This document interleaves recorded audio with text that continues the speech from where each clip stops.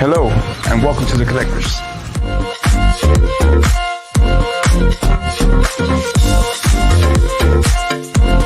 Are you looking for Funko Pops? We got everything from commons exclusive to chases.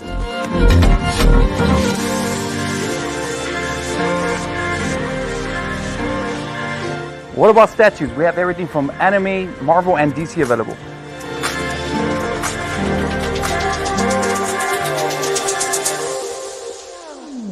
So if you're looking to build your collection, be sure to stop by The Collectors. We are located in 3937 South McCall Road, Edinburgh, Texas. What is up? Welcome back. It's Friday night, 9 p.m. You're here with the Average Voice Podcast. It's your boy Crispy. And you'll see that I'm here with my two co-hosts. Good seeing my boys. Brian, Trigger, how we doing? Pretty good, man. Pretty good. Brian, how about you? Doing fan-fucking-tastic, fellas. yeah. How's it what I going? like to hear. How's it going? So how's Jersey right now, man? Cold isn't. Honestly, fucking Jersey is as cold as a witch's tit, bro. It's been snowing. Lazy. It's been fucking snowing. It's been fucking cold as shit. I am over this shit, to be honest with you, bro. You know what I should ask you? During the week, man, you should post up videos, like little snippets of what your area looks like, just so people down here can be like, oh shit, look at that. Oh shit, what's that white stuff on the ground? All we know is cocaine. What's that? No, that's snow, people. That's what snow looks like. Oh fuck, are you sure it's not cocaine? Because that's what the valley's used to. You know what? Snow is totally overrated. Like, honestly, being that I'm from Jersey, I see snow all the time. Like, the first day that we get snow is cool, but then after that, I'm over it. Like, I don't need to see. Yeah, I don't need to see it. I just want the ice for my drinks. So I used to live in Kansas and in Korea, and it snows in both of those places, by the way. So I can definitely empathize. They're real places, unlike the valley. Yeah, so I can definitely empathize with the whole like after like the first week, you're kind of like, cool, we have snow, and then after that, it's like, this is really inconvenient. Absolutely. Absolutely. Back in like 2006, this is of course like when I was a young man, when I was spry in my youth. I went on the craziest road trip with a group of friends, me and two of my friends, and for spring break we threw a fucking dart up on a map. We took off. It landed in Minnesota, so we literally, no fucking Google Maps, because that shit was not real at the time. That was like future technology. That was like Back to the Future kind of like hoverboard shit. We had to type that shit in a MapQuest, and then print out the paper. And then you guys MapQuest all the way to Minnesota. Yeah, and literally just a piece of paper, dude. Like, just fucking printed it out, took off, had my Razor phone. Hi, Danny. Look at that. I'm gonna be totally honest with you, Chris. If I was one of you guys and the dart hit Minnesota, I'd have been like, do over. I'm not fucking. I'm not going to fucking Minnesota. So the coolest thing, and this is something that I recommend to all our, like, not of course like college level, not a fucking high school level, college level listeners. When I was young, everybody used to just go to South Padre Island. Everybody, and they still do. It's still like one of like the biggest fucking like spring break things pre-coronavirus. But everybody would go, so we wanted to do something different. So we were like, okay, we're gonna go on a road trip. We all saved up $500, me and my two friends. And at the time, we thought that was a lot of money, but of course, it's not.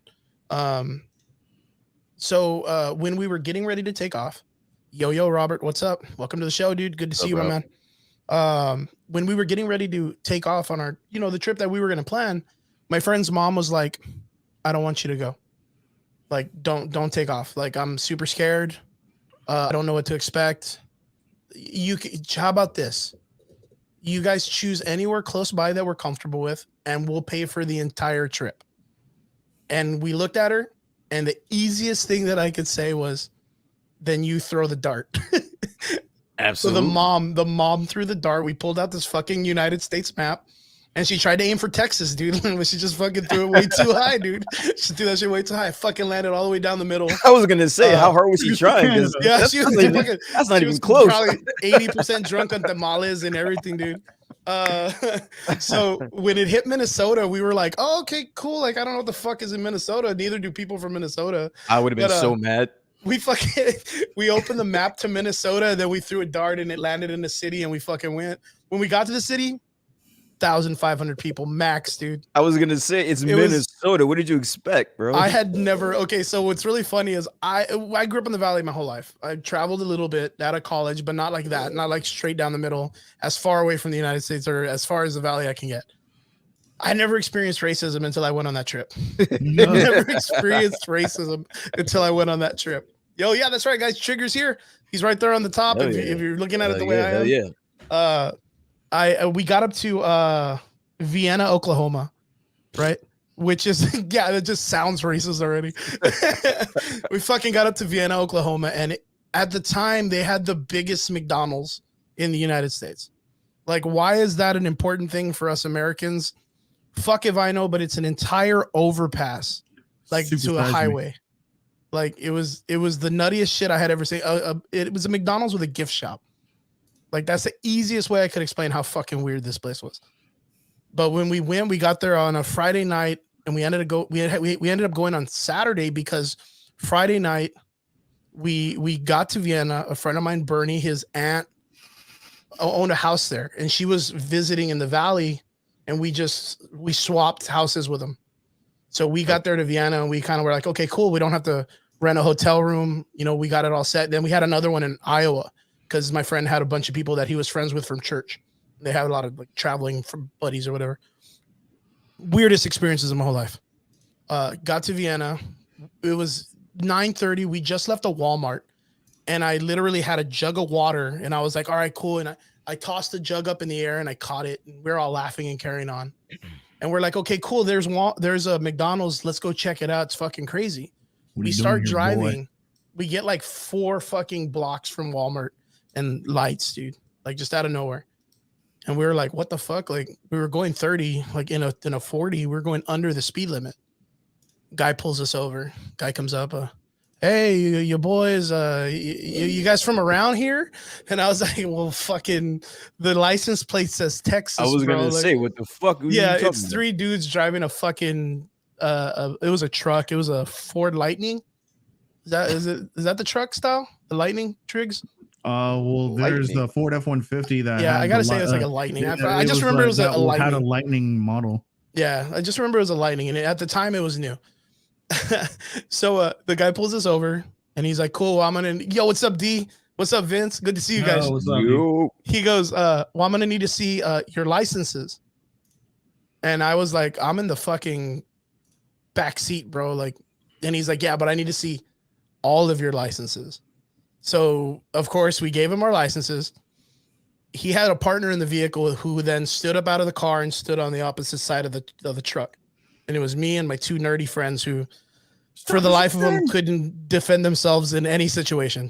No fucking bang in their names, dude. So then all of a sudden, fucking 2 minutes later, another squad car with 2 more cops shows up, and I was like, all right, cool. 3 dudes in a car, you know, late at night, back roads, maybe. Then 2 minutes later, another squad car with 2 more cops. Oh, you guys are definitely getting fucked up. Dude, then another car, 2 fucking cops, and then a state trooper with 1 cop. And I look at my friends and I go, I told my friend Bernie and Noah, and I go, Noah, turn on your camera and keep that bitch on. And I'm going to fucking, if shit goes south, I'm going to start swinging. And if I go down, like, you guys don't do shit, dude, just fucking go with the flow, dude. Like, just go with the flow. You're not going to be able to defend yourself. But the thing is that place of Vienna, it was, you know, it's about like the Valley size. And my friend's aunt like lives there and she's like a school teacher. It was a fucking slow night for the whole city, dude. Slow decade. We ended up calling his aunt. The aunt was like, well, you fucking tell that cop when he gets there, you give him the fucking phone. I'm going to find out. Cause they all knew each other. Everybody's fucking someone's cousin, or I don't know what the fuck's going on in that city. Like they all know each other. So he comes back, he brings our IDs, he fucking gets all our information and all that other shit. And the aunt starts telling him off. And in my head, I'm like, man, I don't think that was a good idea, dude. Now the aunt's going to tell this dude off. He's going to get off the phone. He's going to be like, well, you all fucked up. I'm not going to get yelled at tonight without getting somebody's ass beat or whatever. So like it got real dicey. And then at the end, the guy goes, well, I got some good news and bad news. Good news is you guys all cleared. Like you're all cleared and you're good to go. Bad news is fucking McDonald's. They kept us there for 4 hours, dude. McDonald's closed. Did they ever explain why they pulled you over? Yeah, they said that they got a phone call that there was some suspicious activity with the guys leaving Walmart. There it is. The fucking throwing of the water in the air. The jug of water got a phone call to the cops. That was it. That was my first taste of racism, dude. First taste. There it is. Then we we went to Minnesota, got to see the Mall of 4 America. hours. Yeah, that just registered 4 hours. 4 hours, dude. He kept us there 4 hours. We got there. We were driving at like 9. We didn't leave that area till like almost like midnight 30.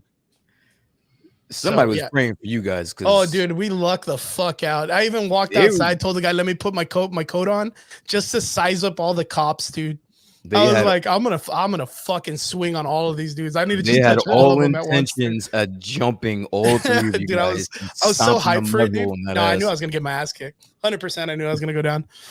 Then from there we went to Minnesota, got to experience the Mall of America, 4-story mall, all a mile long. The Matic. Oh yeah. It was a wild shit. But then we got to the city, dude. We got to the fucking the Minnesota city of like 1,500, and the city was doing an event in their city hall. Like it was like a dance, and we were like, "Oh, dude, that's so cool!" And it was snowing, a foot of snow. I was kicking that shit and being like, "This is all fucking fake," and I was just like fucking freaking out. I never seen snow before at that level. The government did this. It's a fucking government conspiracy. This white shit's all over the ground. We're still in the fucking. I was telling my friends we're still in the valley. Our parents just did this to us.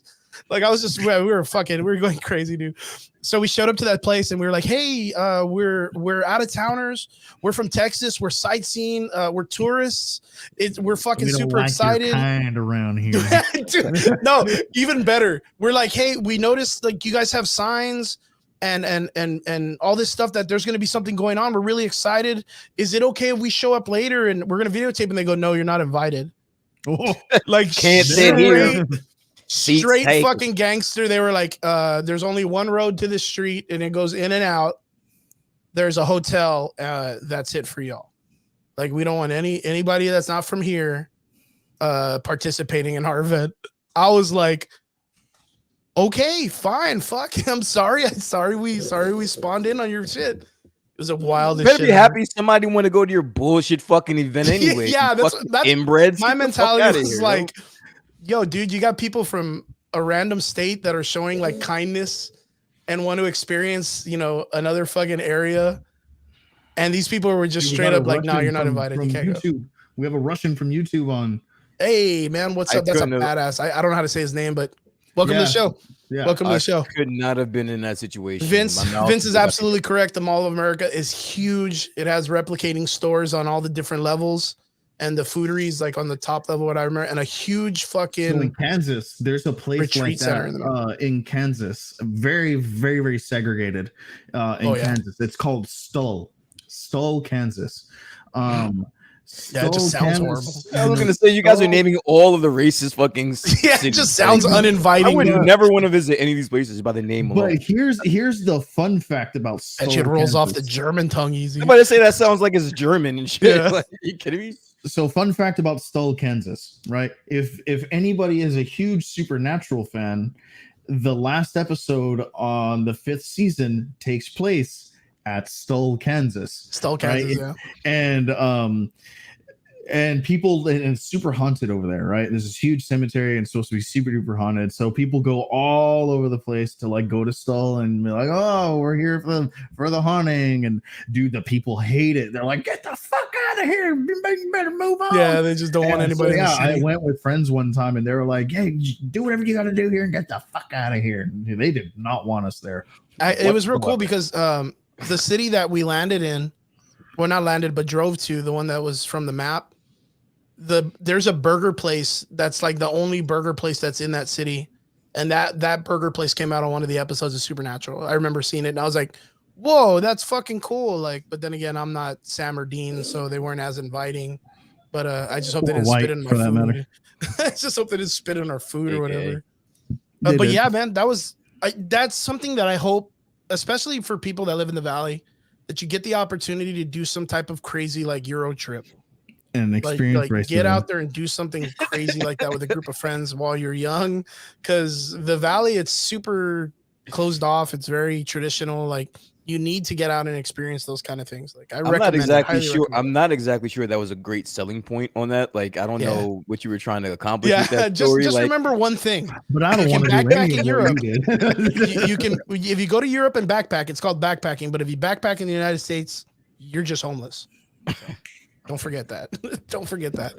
But yeah, it's been a crazy week, man. I started my new job this week. I'm officially a graphics designer, doing something that I went to college for. Oh, it was a no. Time out. I need you to put a little bit more bass in your voice when you say that. Like that's I'm a graphics designer. That's some fucking dope shit, bro. You that's some dope shit. I had a fucking good week. The job itself, it's very cool. The team that I'm working with is super awesome, and it pays weekly, dude. There you go. I've never had a job that pays weekly. But there's a positive part and there's, I think, a negative part. Positive part, money in my pocket every Friday. Negative part is to pay your bills correctly, you're going to have to save. Like you're going to have to save. You're only getting half a double check. You know what I mean? So like, so you can't just be like, hey man, I'm going to fucking spend my money, man. So, so believe it or not, those responsibilities, man. Yeah, the fucking adulting's hard as shit. Adulting sucks, man. Why can't people cancel culture adulting, man? Okay, Triggs, what are you gonna say? I am actually unemployed. What happened, dude? Oh, shit. So I'm not gonna like spill like any tea, right? I did Fuck have a that. Yeah, what do you think? There's a podcast, man. The right? tea is what we do, boy. You don't work there anymore. Look, just honestly, and like I'm not at all like trying to shit on Dragon Warrior, right? I loved Dragon Warrior when I was there. I had I made a lot of friends. I loved the staff and stuff like when that. He was there though. Yeah, right. But I did have a bit of a falling out with some of the people who were in upper management, and they said some very, very disrespectful things that I did not at all agree with. And it essentially amounted to was that the servers were not needed in any capacity. So I was like, well, if you feel that strongly, bye. And I just cool, man. So you heroed up and stood up for the servers, dude. Yeah, well, I'm not gonna say like me doing this led to this, but I'm pretty sure like me doing this like gave them the justification that they needed, was just kind of like the cherry on top. Like, okay, if he left, I can leave. And since then, 5 people have left. Like literally next day. Dude, that's like the whole goddamn team, though. So what was your exit strategy? Did you make a scene? Was it subtle? Like, tell me. No. I would have made a scene. Fuck you. You're cool. Yes, exactly. I want to know.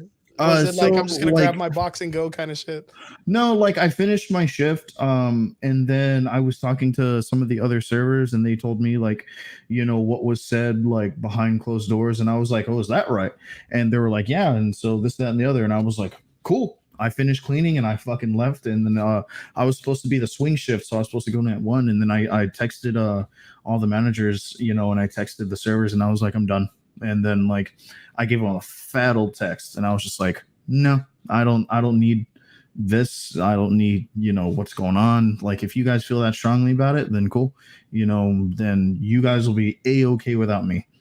So Triggs, can I ask you a question? Do you have any plans on going back? If they ever, like, let's say if they fix their shit. If they fix their shit, would you ever go back?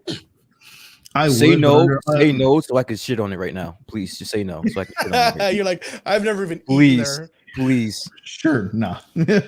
Fuck them. Fuck Dragon Warrior. No. And you know what? Like, Triggs knows this story very well. I had a huge problem with Dragon Warrior a while back. Oh yeah. Yeah, dude, I shit on that place so bad one time.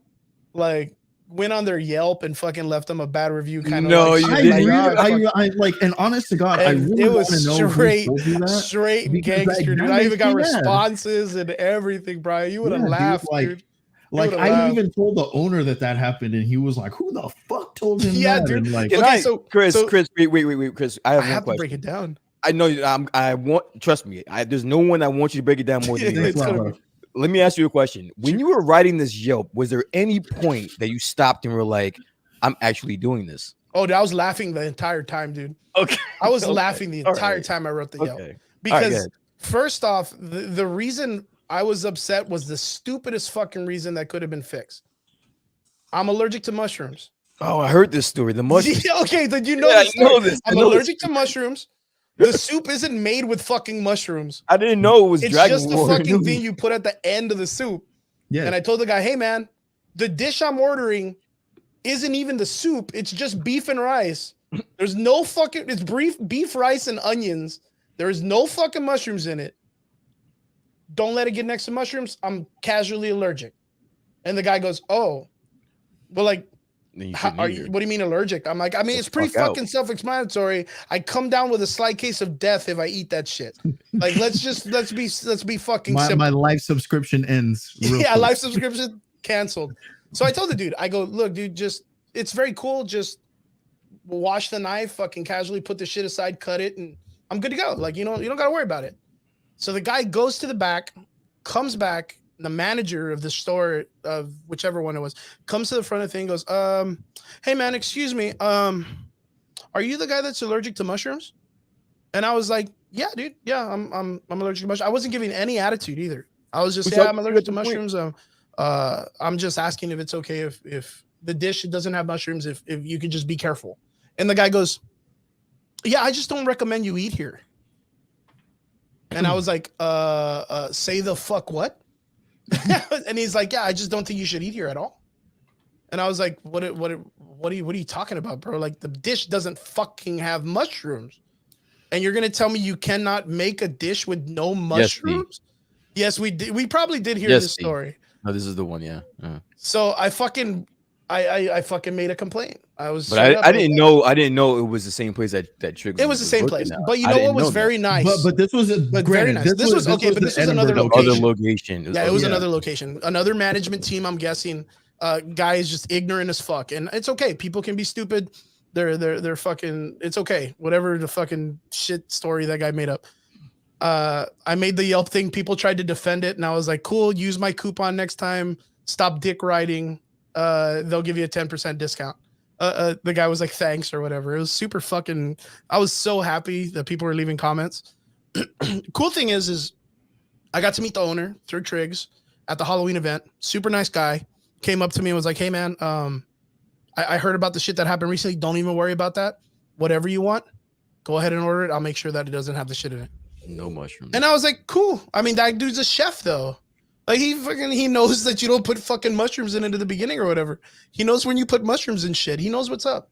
It sucks to hear that they're having problems. I mean, but they got to get their shit together too. I know it's a struggle. We all know it's a struggle to run a business. So yeah, I appreciate everything you said, but fuck Dragon War. Yeah, for right now, fuck that place. Take care of your servers. Take care of your workers, man. They're take care of your fucking employees, bro. Yeah, they're your fucking backbone, especially right now. I love the chance to shit on something really quick. I love it, yo. Dude, yes, we did. When we all had lunch, I told you about the story because it's a fucking amazing story. And it's so funny that he mentions that story because, like, especially the Halloween thing, because, like, when I saw Chris, like, came in, I told every single server, I was like, that table, you make sure he does not have fucking mushrooms touch his bowl, nothing. And I was like, I'm fucking serious. I was like, I'm fucking serious. I swear to God, dude, if I find out, if he comes and tells me we made that event fucking mushroom in there, I'm gonna lose my mind. And they were like, oh no. And I was like, I'm fucking serious. You go back and make sure that there's no Triggs took care. He took care of me, man. That was super awesome. I was super appreciative. The owner was a super great guy. The event was very, very fun for Halloween. I remember that was super badass. Dude, the ramen eating contest though, dude. But dude, that fucking dude, guy ate 7 bowls of ramen, dude. I was crying, dude, the whole time. I could barely get through one, man. So Trick, it sucks, man. I didn't know you were not working there no more, man. So what's man.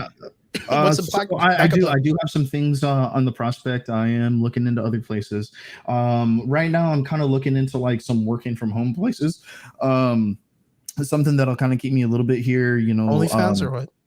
Hell yeah, dude. I'm selling my farts online. $40, dude. Jarred up fart. Yeah, dude. 100%. Fucking dead ass. I'm sure there's fucking guys who are like shit, dude. Yeah, dude. Triggs is trying to make it.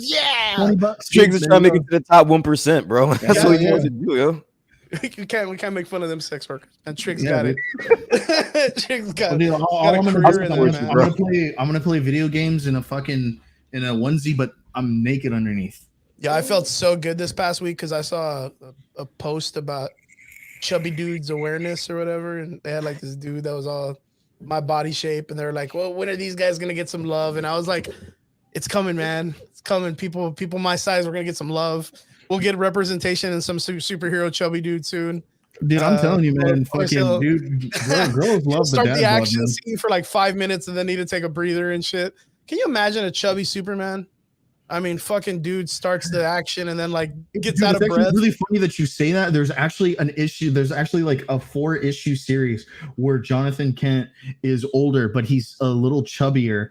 And the reason that he's chubby is because he's half human and he eats like shit. And it caught up with him in like his 20s. And like, yeah, he's chubby and he likes his mom's food. And he's like, yeah, I don't have the I don't have a complete Kryptonian for like physiology, so I don't burn fat the same way. Like, so I'm a little chunky. Like, he's not quite dad bodish, but you could tell he's a little round in some places. But do you think they'll? I mean, yeah, there's superheroes that probably do this, but that are like dad bods that are out of shape, but they get like fucking winded, and they don't just like have like superhero dynamic endurance. Like people talk about this relatability shit all the fucking time. And I've seen motherfuckers get in the gym and do like 5 push-ups and then they're done for the week, dude. And you're going to tell me these motherfuckers are superheroes. Get the fuck out of here, dude. That's me, man. You know what? As a matter of fact, I got on a treadmill for like 10 minutes the other day, dude. I was gone. I was gone. My fucking legs felt like it was 2021 all over again, dude. I'm not even fucking kidding, dude. 2022 has been a fucking trip, dude. It's only been like, what, 5 days, dude? It's been a week. It's literally been a week today, my guy. Yeah, it's been a week, and it's felt like a fucking eternity already. Yeah, dude. Of course, on a serious note, almost all the places here that are doing testing, Brian, are it looks like a nightclub, dude. There's just lines of people all over the place getting corona tested. There's a place right behind Tex-Mex. It's wild, man. There's a place right behind Tex-Mex that's doing free COVID testing. Tex-Mex is a strip club. Yeah, by the way. That is the strip club, Brian. And they got the C Squad, bro. and they also have lunch. They have a lunch. And they have lunch. They sell seafood, dude, during lunchtime. Listen, do not frown upon the strip club food at certain places. Sometimes he's not wrong, bro. At a strip club. I'm just saying, you get some ass and some fucking burgers. What do you? I wait for the buffet. Better than that. You do that.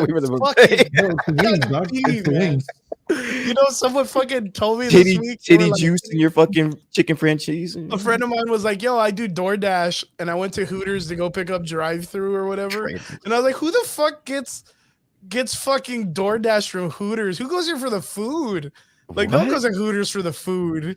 They go for the ladies, man." I was fucking it's like going to Ojos Locos for the food. Yeah, it's so weird. I go to Hooters for the wings. What do you mean? Oh man, I go to the wings. Who the fuck says that, man? Someone literally did that. I was like, that guy's the most useless person on the planet, dude. So fucking take that dude's man card in a heartbeat.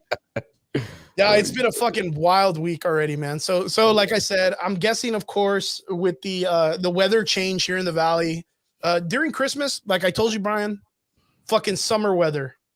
Right now, the weather's down to 50 something, 53, 40, 48. Boo-hoo. And everyone's freaking the fuck out. Everyone's in fucking wearing Paris Hilton sweaters and jackets, fucking Alaskan fur coats, and people are going nuts. It's fucking, it's World War VII, dude. I don't even know how to explain it. It's like 20 degrees over here. Yeah, I know. I was like, it's fucking bonkers down here. People are freezing. Yeah, look at D. D knows.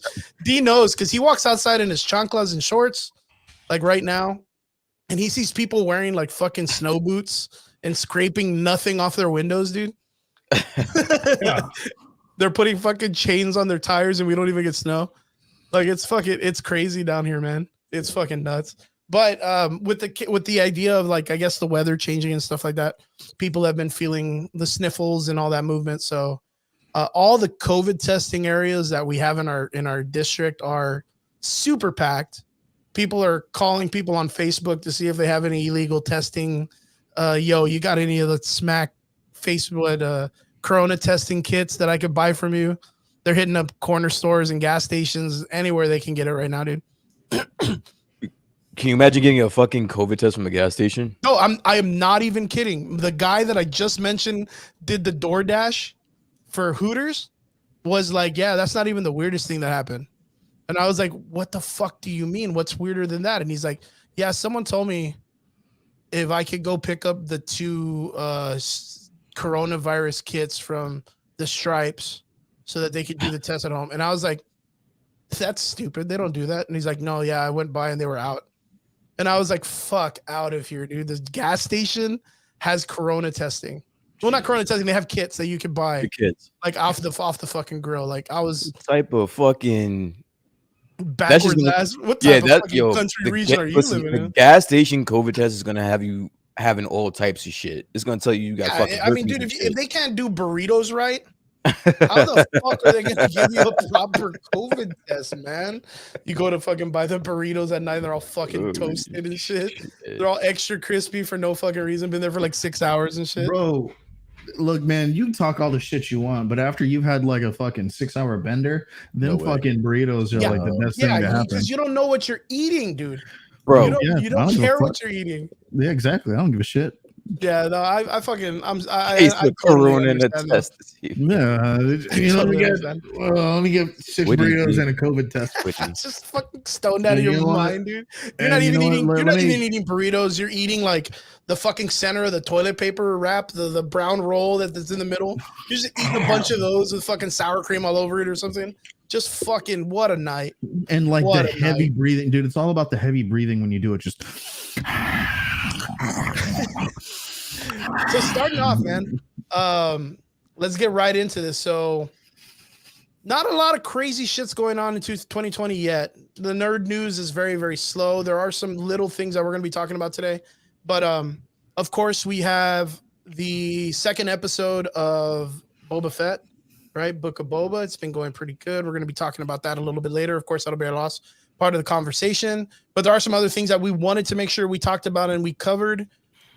First news on the market. Of course, I think it's best that we cover this because they don't get to talk about this company too much. DC has put out this kind of like theory / rumor that the Flashpoint movie is going to be doing like a reboot of the entire franchise. But in the process of them saying that, what the crazy part is apparently they've been saying that the Flashpoint movie is going to erase the work that Zack Snyder did with the Snyderverse, all the Justice League film, the original one, even the one that was finished by Whedon, the Batman, the Superman, Aquaman, I'm guessing, which I don't know what they're going to do with that yet because it still doesn't make sense. But apparently Flashpoint Paradox, the movie that they're going to be doing, well, it's not, I keep calling it Flashpoint Paradox, but that's not what it is. It's just Flash. But the movie they're going to be doing is going to be erasing the Snyderverse. I think this is a very, very important talking point. One, because what does it do to the DC universe from here on out? Because Aquaman is still being filmed, still a part of the Snyderverse. It was still used. Are they going to write it on as a multiverse that he just kind of continues on into the new stuff? But the other second part is Ezra Miller, the person who plays the Flash, has publicly come out in an interview and said, from what I know, there is no way and there's no how you can put this on any social media, put this on all your podcasts, put this on everywhere. It is not deleting the Snyderverse. So to quote him specifically on Reddit, he basically said, quote, no power or force in any known megaverse would or could ever erase Zack Snyder's mighty works. You can take that quote, take that to the bank, to the press, to the schools, to the military, and the other pillar of capitalism. I'm forgetting because of the things that you think. So basically, he's basically saying it's not going to happen. Yeah, he's sticking to his guns. But that doesn't really say that that's true. He's just saying that you can't erase it. Because the idea is that you cannot delete the guy's creative input. That's kind of what I'm taking, is kind of like what Brian says, is that like he's taking it in a very very literal manner, where it's like, well, obviously, you know, we're never going to delete the Snyderverse, right? You know, it's you know, iconic, blah blah blah, you know, Man of Steel, Justice League, you know, Zack Snyder Justice League, blah blah blah. You know, obviously that's not going to go away. But I think, you know, like I said, I think he's looking at it a bit too literally instead of the metaphorical, like, oh, like that particular storyline moving forward in the DCEU is no longer going to be the canon, you know, of what we're doing moving forward. So what do you think they do with the franchise of what Snyder had already created? You think they shelve it? You think they use it for a later reference because of the success that Marvel has been getting recently in a lot of. I hope they take a page out of Marvel's book and they use it for a multiverse. But all right, but still, you still have, like Chris said, you still have Aquaman, right? Yeah, that's still in that universe. That's still in that universe. And the Flash. And the Flash and Wonder Woman. And Wonder Woman. And Shazam too. And Shazam. Yeah.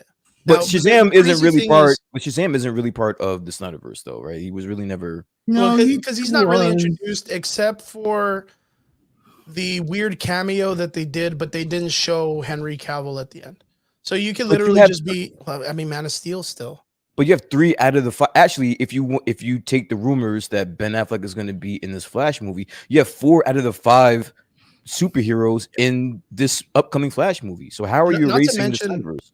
I believe I heard that Ben Affleck admitted that this is his last film.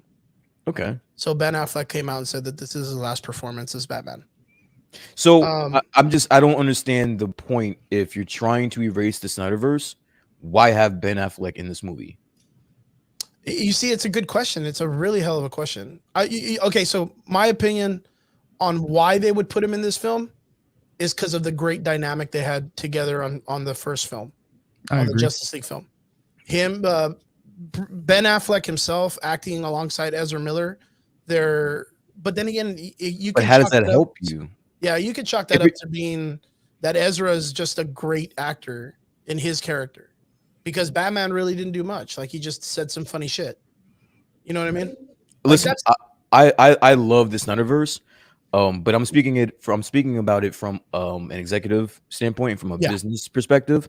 If you're going to reboot it and you're gonna like trash it, not even basically you're gonna reboot it, why even have Ben Affleck anywhere near this fucking movie? You like, if you're ultimately going to trash the Snyderverse, don't even bring him in this movie. Because when you see Ben Affleck, what do you think?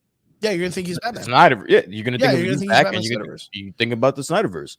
If I'm trying to get away from that, I'm staying the fuck away from it. I think money-wise, I think because they see it as a money grab, putting Ben Affleck really puts the dynamic in it to be like, oh fuck, he was the best Batman we've had in a long time.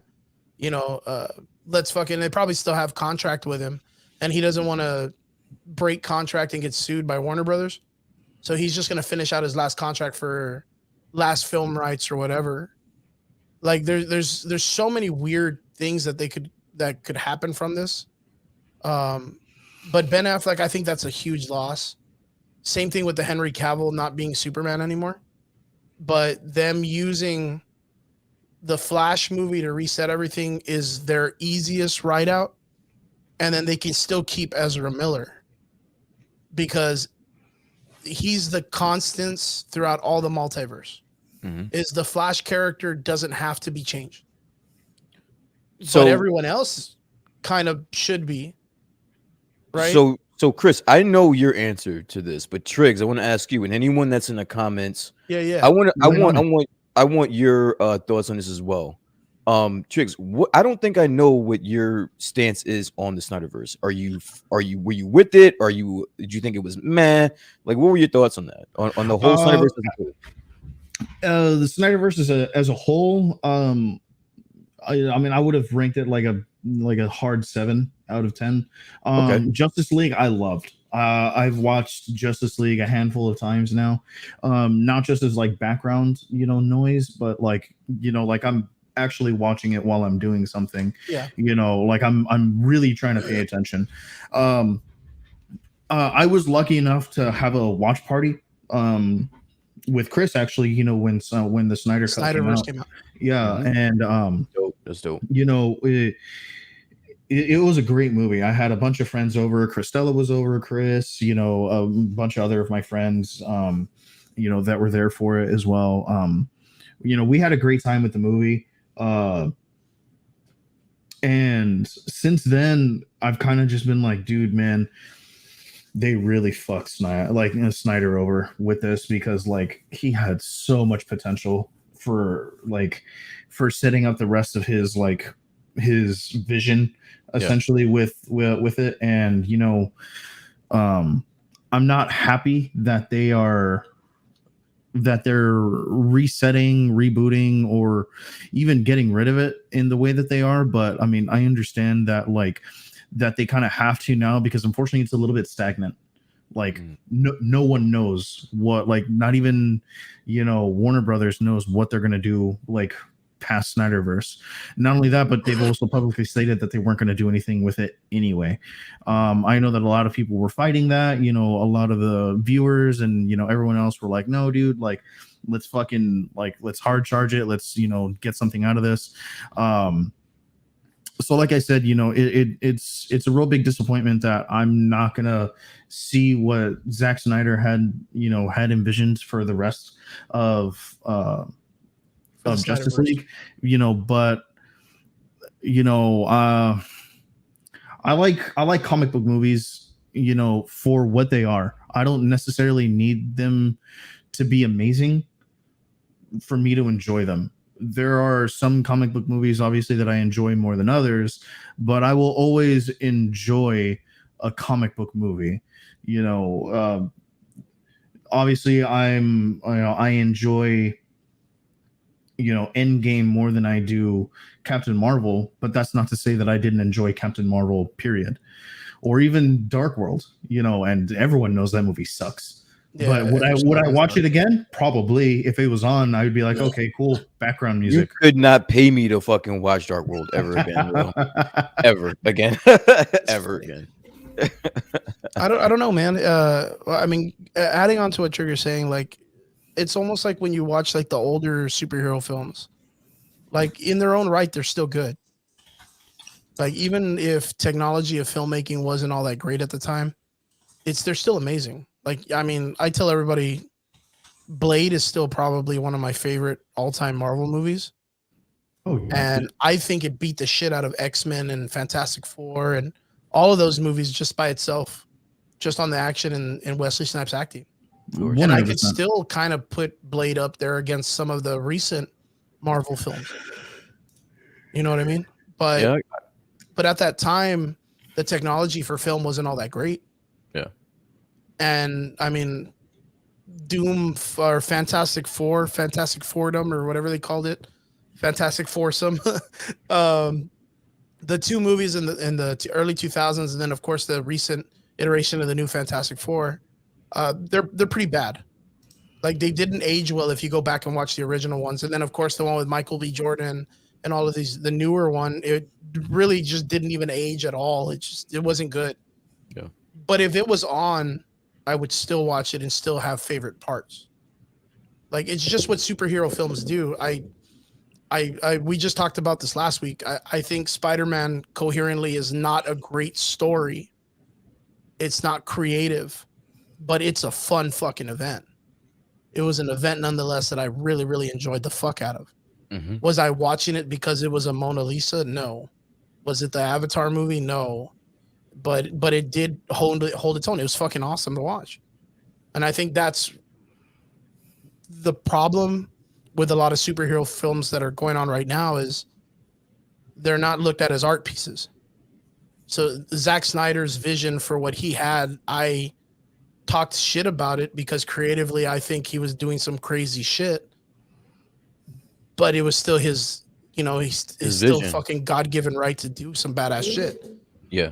You know, and then of course the passing of his daughter was out of his hands and he needed to take the time off. It doesn't mean he deserved the right to get cut that bad. You know what I mean? Like, I don't know. I think I totally agree with you. And I think that we as fans deserve to see the end of that journey. Yeah, like I do too. Like honestly, we strapped in and took the ride along with Zack Snyder for what, like 10 years. Yeah, you know what I'm saying? So it was like at the end of it, like right before we got to where he was just about to like get in his shit, you stopped it and took it away from us.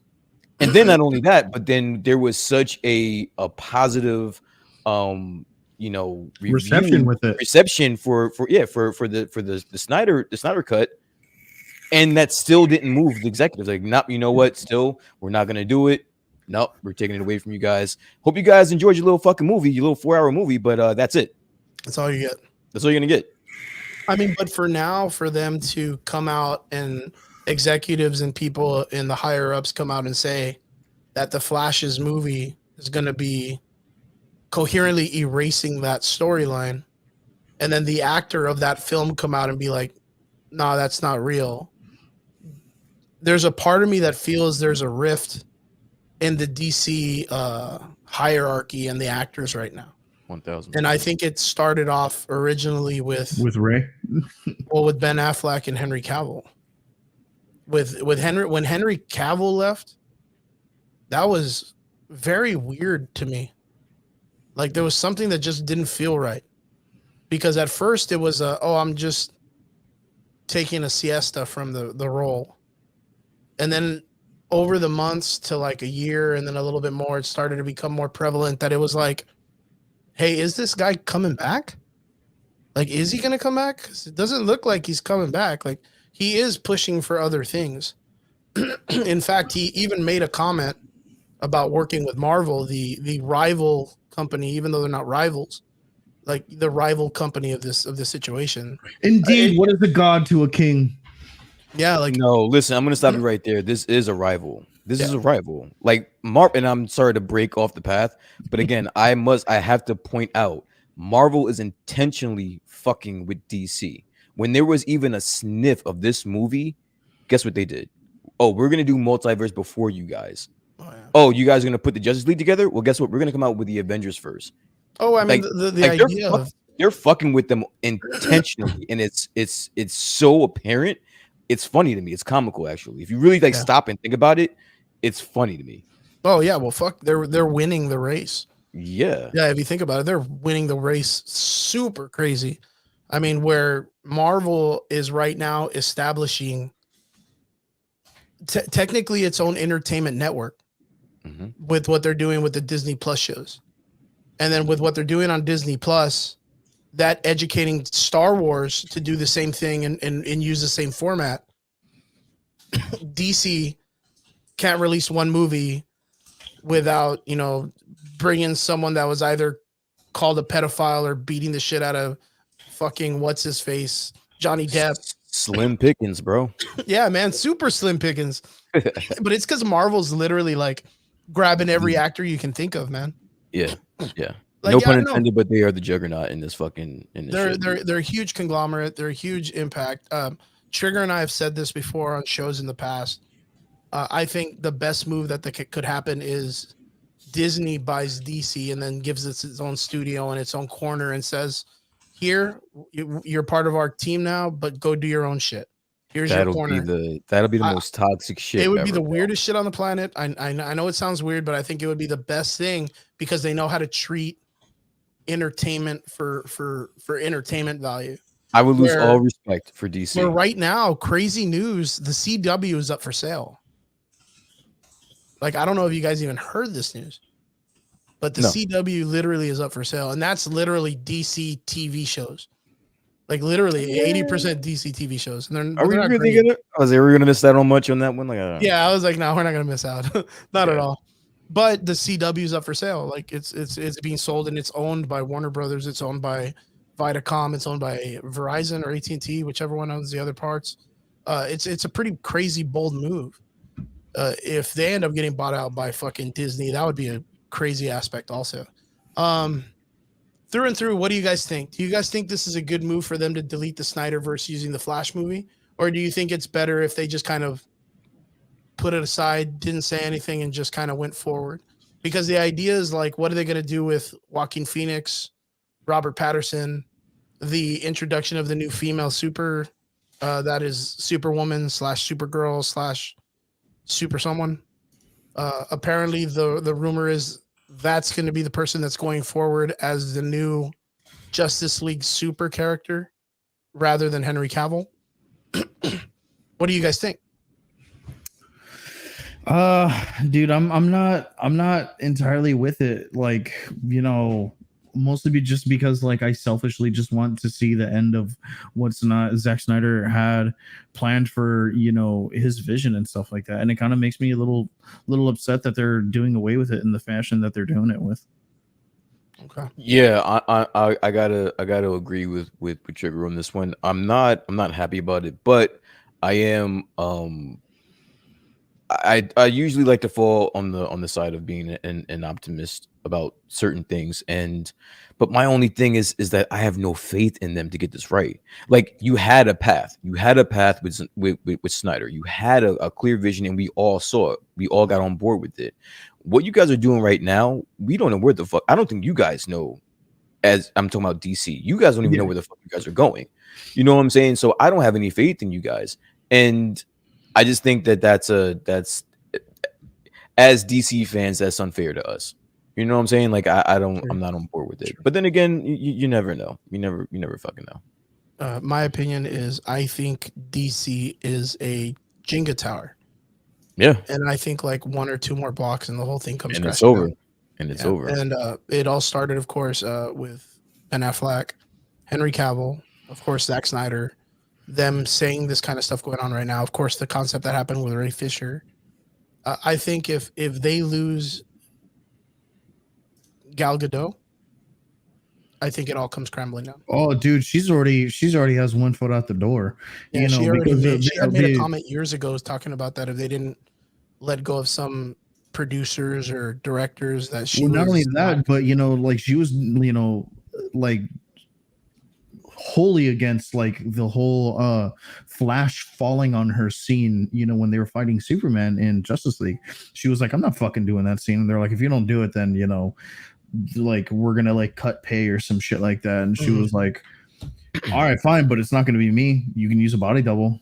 We do remember that when the Me Too movement was very prominent and a lot of actors and actresses were coming out, she was one of the people that came out and said, if Warner Brothers doesn't deal with these people, then I leave.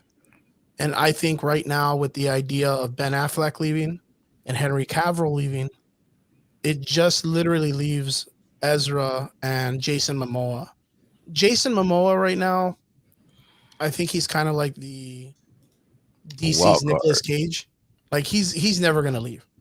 Like, and Ezra Miller, I think he loves the Flash, but for his virtues and morals that he stands up for, if they remove the Snyder cut the way that I think Warner Brothers will, he'll bounce. He'll literally do this. He was already almost out for the Flash movie in the beginning of it. It was already a struggle just to keep him. Listen, if getting rid of the Snyderverse means I don't have to sit through another fucking horrible Wonder Woman movie, get rid of that shit. Yeah, get rid of that shit. Get rid of that shit. Pump that shit. Throw that fucking out. Jordan that shit right into the fucking into the trash can. I really think it does need a reboot though. I think the DC universe does need a reboot. It had amazing characters, amazing actors working for them. But you had the bringing in a whole new group of people. I don't mind them if they can get it right. It just sucks, man. Like they had the blueprint. Like they literally had the game plan, and they just scrapped it. And so much has been said, so much has been done. There's no turning back at this point. Like there's no going back. Like you can't salvage this. Let me ask you guys something just out of the blue, separated from the idea of the Justice League movies.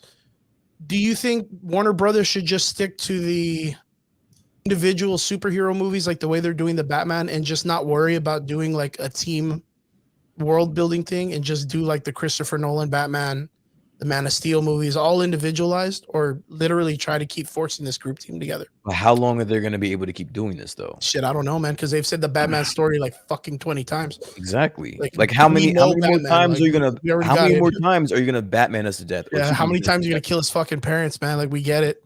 They're dead. They're dead. He's mad. We got it. Please fucking give us something else. So I mean, to answer your question, I really don't know. Like where do they go from this? Again, there's no game plan, and it's obvious there's no game plan here. They're winging this shit. They're throwing shit on the wall, see if it sticks. Whoever's ready to play ball, you're on board. If not, get the fuck out of here. And that's how they're treating it. Yeah. And it sucks. I got you. Sucks. Yeah. So yeah, that's the only thing we know about DC, guys. DC is super dead in the water. Like, really not much going on. The comic books, I know that they're making some really, really big moves. There's a lot of shit going on right now in the comic books when it comes to Superman's. I know I was texting the boys about it earlier. I don't really want to get into it too much, but there is a very interesting comic book that came out at the beginning of the year, a couple months ago, actually. Hell yeah, Vince. And it's called Superman Red and Blue. There's some really crazy shit you guys should. I mean, again, if you're not reading comic books, I don't want that to be like the fucking first thing you guys read about, because it would totally fuck your mind up. It's a good but they're doing some really crazy shit with the DC characters in the comic books too, and I'm kind of not. I don't know, man. I kind of always go back to that question about the Silver Age of comic books, and does it need to always be relatable, and all this stuff. And I don't know, man. The comic book sales aren't doing too hot. The anime's still killing it. Mangas are still killing it. Yeah, but we'll have to see what it does from here. Have to see where it goes. There's some interesting news on the other side of the spectrum. The rivals, if we like to say, Marvel and Sony have just released some information that Morbius has been delayed again. So Morbius is getting pushed back. I think, if I'm not mistaken, wasn't it supposed to be released this month? Yeah, it was definitely this month. Are you guys excited? Are you guys excited for this movie? By the way, before you start, not at all. Yeah, I can dynamically I am mostly because I kind of just want to see the action sequences. Okay. Yeah, you're all about the shaft. Yeah, you're all about the shaft of the movie. You're not about the dynamic cutting of it. Yeah, I get it. The dynamic cutting. Yeah, I don't dynamic know. cut. Bro. The dynamic grooming. You're not about the presence. You're about the action.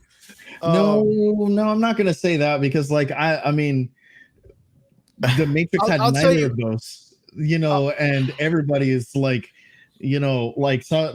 some people are like, oh man, this is a great addition to the Matrix, saga, and I'm like, what are you talking about? The dynamic. It still is a dynamic story for the Matrix. I can still talk about that shit all week. Still talk about it. And but my point will still stand. The only thing that I'm excited for when it comes to Morbius is if they choose to make it an Andrew Garfield Part 3. So yeah, I was gonna go there. So I know, Trigger, I know you're not really big into speculations and all that shit, but let's speculate just for a second. What do you guys feel like? Why do you think this movie's being delayed yet again? If we can just throw some guesses out there. I know, like, the Andrew Garfield is a very popular. That's a very popular theory. But are there any other theories out there that you guys may think on why this movie is being delayed again? Oh man, so the weird thing is that movies come out in seasons, right? There's big movie seasons like that you really want to hit, and you always want to hit the beginning of every major season. So you always want to hit your summer, your fall, your autumn, and your winter, right? Mm-hmm. And they always try and release like if you notice, big blockbuster movies will usually release within those like 2-month time frames throughout the year, and that's kind of like just when people will go and see movies. The unfortunate thing is that because of what's going on with Omicron and COVID fucking 37 or whatever, is that there's now more shutdowns throughout the country, and on top of that, some movie theaters still haven't even opened. So like if you're gonna fiscally say that, like, oh, I'm trying to make the most amount of money that I can right now, is it really the best thing for you to do it right in the middle of when things are starting to shut down in some places again, or push it back a little bit to see it ramp down again and kind of play the cards a little bit? Is it a gamble? 100%.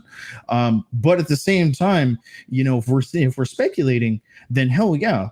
What in my mind, and this is also from a commercial standpoint, is I'm gonna see how No Way Home does. See the reception of the three Spider-Men. See especially how Andrew Garfield is going to play in all of this, or even Toby for that matter, and see if okay, these guys were 100% well received.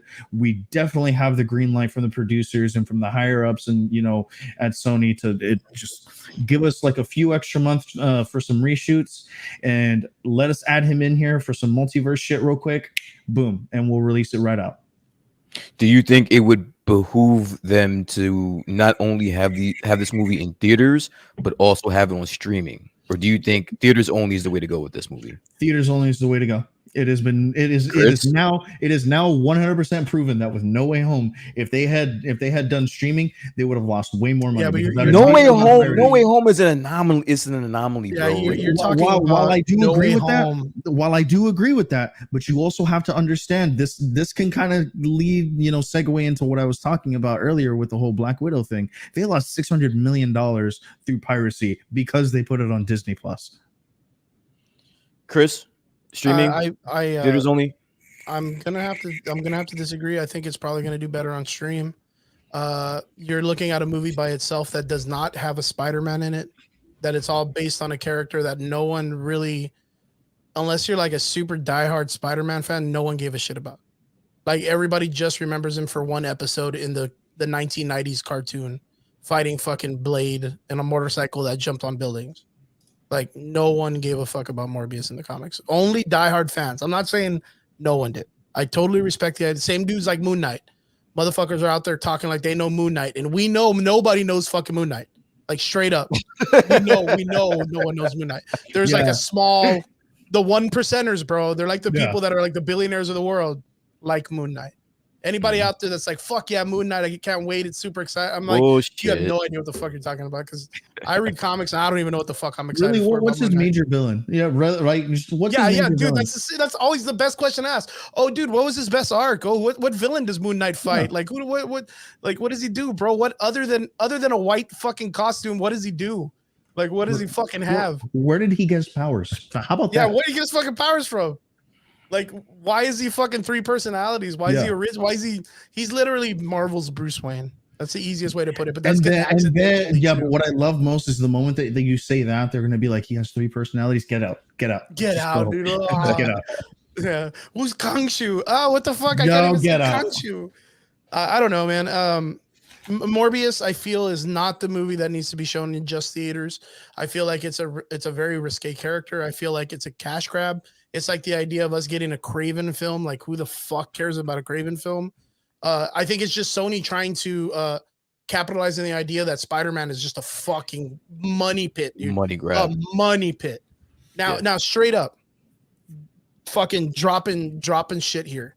Fucking, you heard it first. Fucking prime. Oh shit! Let's get it. I think I got the one up on what Sony's gonna do. Oh shit. I think Andrew Garfield Spider-Man is the 616 closest iteration. I think Tom Holland Spider-Man is closest to the video game Spider-Man, because that's the only other one that's lost the Aunt May character, as a death scene. In the video game, he loses Aunt May to cancer or whatever the fuck she dies of. She dies of some disease, which is what Dr. Octavius is trying to cure or some shit. But then again, in this film, she gets fucking wiped out, stabbed to death by a fucking blade that Spider-Man didn't see coming. At Mach 10 too, dude. How did he fucking think she was gonna survive that shit? I went back and I saw the way that she gets fucking smashed by that fucking the hoverboard shit of the guy. Dude, she gets fucking decimated by that. Sure did. With all of this dude's knowledge, why did he not know that she was fucking deathly gonna injured? I don't know. Yeah, and real quick question. Why did the cops shoot first? In that scene, the fucking SWAT team is yo, come out with your hands up. And then they just started shooting. Because at that point, they didn't know. I mean, at that point, he was a murderer. Peter was a murderer. They just see some shadowy figure standing in the background. They don't know who's shadowy figure with some fucking shiny, some shiny Superman Spider-Man shit. Yeah, I'm probably gonna shoot too. He's laying down. He's laying down, holding on to Aunt May. Like he's literally like just holding a body. We'll just say he's holding a body. Honestly, I bro, for sure they knew there was a fucking female number one, and you're holding a dead body, dude. You're gonna get shot. I didn't know that she was dead. Like they can't see that shit from outside. Doesn't matter. I'm not gonna lie to you. Police right now do not. My brain didn't even calculate that. But yeah, I'm sorry. But going back to what I was talking about, I really think that the Tobey Maguire is going to be like the totem Spider-Man, like the Ben Reilly, one of the old school characters that'll come in maybe once or twice. I really don't think Tobey Maguire really wants to be a part of the franchise. I think he did it as like a one-off, kind of like cool wham bam, and will come back later for like another $9 million, like easily $9 million. Andrew Garfield, I think he's still 100% behind it. And I think 100% Sony believes him to be the proper age of the Peter Parker they want. And I think with Tom Holland, I think they want to bring in Miles Morales with his universe. We talk about it all the time, but I really, really think so. Listen, bro, you are going to find a way to plug Miles Morales in every fucking episode. You are going to find a way. You have to remember that what they're doing with the character right now in the movies is exactly what they did with Jane Foster's character. Right, every movie that he came out in, they referenced just that. But like Marvel follows this very, very, very predictable path, and like I say, Marvel as a whole. I don't mean just the MCU or Marvel Comics, but I mean their video games and their TV shows, all of that, dude. They follow a very, very predictable pattern. If they want to highlight a character that's going to be put into mass media, they're going to make sure you do not forget they're going to give that person a story arc first. Then they're going to put them in a fucking TV show. They're going to introduce them somehow into a video game, and then they will put them in the MCU. It has happened for like the last 5 major characters. As a matter of fact, Brian, I have a tip of the hat for you, my good man. What's up? Recently in the comic books, Wanda just came out and did some fucking crazy shit. What'd she do? What did crazy Wanda do this time? First off, she beat Chthon. She beat the shit out of the god that gave her the powers. That's so weird. You want to know how she did that? How? She possessed him. How did you see? Look at Trigger's face because he's like, "What the fuck are you talking about?" How does she possess the demon that possessed her and gave her powers? Because she made her soul one with the Darkhold. So the Darkhold is literally the living embodiment of Chthon in our multiverse, and she literally took the Darkhold and made it herself. She fucked over Dr. Doom for it too, and then fucking destroyed Chthon and then possessed his body and took him in to make her one of the most ready to explode bombs in the Marvel universe, to be one of the most horrible villains ever.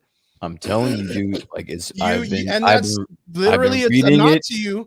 I've been talking about how there's a possibility she's going to be the major villain. She is like. I think that they have plans for Wanda. I think with the success of the show, that they have full plans on just going balls to the wall with Wanda and her powers. And honestly, I'm with it. Well, tip of the hat to you, sir. You called out in the comic books. It literally just happened. Where she became one with the Darkhold, and now she's one of the most influential, immortal, overbearingly OP characters in the Marvel universe right now, ready to implode. Where she is drawn in like the most demonic way possible you can think of her character. Like it's very impressive. So to think, okay, so in the last one, we got introduced to the Darkhold in the Wanda movie. She's using it to try to find her kids. We know Gargantua or whatever they want to fucking lie to us about is coming out. We saw fucking 1980s. I don't think they're lying to you guys. I think they're trolling version you guys. Of Doctor Strange. I don't know if you guys have seen the pictures of the new Doctor Strange that came out. Yeah, I did. So he's got like a cool like ponytail, little mustache, looking like a fucking Ron Jeremy in the 80s kind of shit. I'm for it, dude. He looks badass, dude. I ain't gonna lie. It really just correlates with everything that Marvel is doing right now with their characters. If you go back to the idea of what he looks like in that, it really plays on the idea of what they did with Thor's pictures that they released a couple of weeks ago, which was where he looks like Masterson, or what was that? What was the character? Thunderhammer, or what was the name of that character? Trigger, the one that he used to play, James Masterson, or I forgot the ponytail version. Yeah, the 80s rock star version of himself. Yeah, fuck, dude, I'm trying to remember I want to say it was James Masterson. Oh shit, we lost him. You can get back in though, right? Yeah. But yeah, what were you saying? You were saying about what was his name? Yeah, like James Masterson or some shit like that, dude. Yeah, I don't know. I can't remember. I'm not anywhere near big a Thor fan as Chris is. But sorry about that, boys. Yeah. That's what happens, man. That's what happens when you mess up. Let me go ahead and fix this. I need to fix all my shit now. But to kind of like segue into like what I was talking about, dude, you're like, yeah, dude, we've been getting a lot of leaks, and like I like it's starting to like take away the fun of speculation, you know? I came right back right at the good moment, man. Now switch to your mic, dude, because you're still in that Logitech shit. Yeah. Test. But that's why like I have no more fun speculating. Like if I do, it's very, very small things that like I'm already like, you know, if I have this and this together, what do I get? I get the ability to smoke, you know, like this and this, you know, like I have hard facts, I have things in front of me. What do these lead to? Instead of like this and this, what does this lead to? I don't know. It's, you know, it's fun to speculate, but like for me, I don't know, I think I'm just being a little bit too, I'm not going to say literal, but like I'm still very, very objective about things. Plus everything gets leaked nowadays. It takes the fun out of speculation, you know. Yeah, that's great. And thus like when everyone's like, oh well, I'm speculating this, I'm speculating that, I'm like, well, what real facts do you have other than I want this to happen? Yeah, he ain't lying, man. I'll tell you that much. I'm trying to find before I got cut off, right? What I was looking for was Thunderstrike. Yeah, the Thunderstrike character is the one that I'm talking about from Thor, where you're having a lot of these like old retro-looking characters come back. Mm-hmm. Like, look at the way that they finished out No Way Home with the traditional, like, very reflective, bright, almost like a neon blue and red color of Spider-Man, like the one that he ends up making for himself, right? And now you have this weird, I forgot what they're calling him, but the Doctor Strange that looks all 80s. Like he looks like, I don't even know what to explain, but the Doctor Strange costume, it looks pretty cool. So it gives us that idea that that we're gonna have like these cool retro style characters, right? Like a lot of they're giving a lot of reference to the old 80s and early 90s comic book variations of the characters. That's what's really, really cool. That's kind of what I'm excited for when it comes to the multiverse, like stuff that they're doing. I think it's very like nitpicky-ish. Like a lot of people saw that, of course, with the idea of like the Spider-Man movies bringing in Andrew and Toby. But so recently there's been a really, really cool release that I'm really excited for because I'm, of course, a huge fan of the arc. But we finally got some really good, like a full body shot of what Thor and Jane Foster are going to be looking like in the new Thor 4 Love and Thunder, which I don't know how I feel about the movie yet. And the reason why is because what made the Love and Thunder franchise such a great comic book arc was the not knowing who Thor, the female Thor, was. I don't know, Trigger, if you remember that. Oh yeah, dude, that was like a huge thing for that people. Was months, almost like a year that we never got a reveal. Yeah, I was about of to say, I want to say that was about a year's worth of like true speculation. Like the only and ironically, like it was the, you know, it deals specifically with Thor. It was what did Nick Fury say to Thor, yeah, during Original Sin. Unworthy. an original sin to make him unworthy.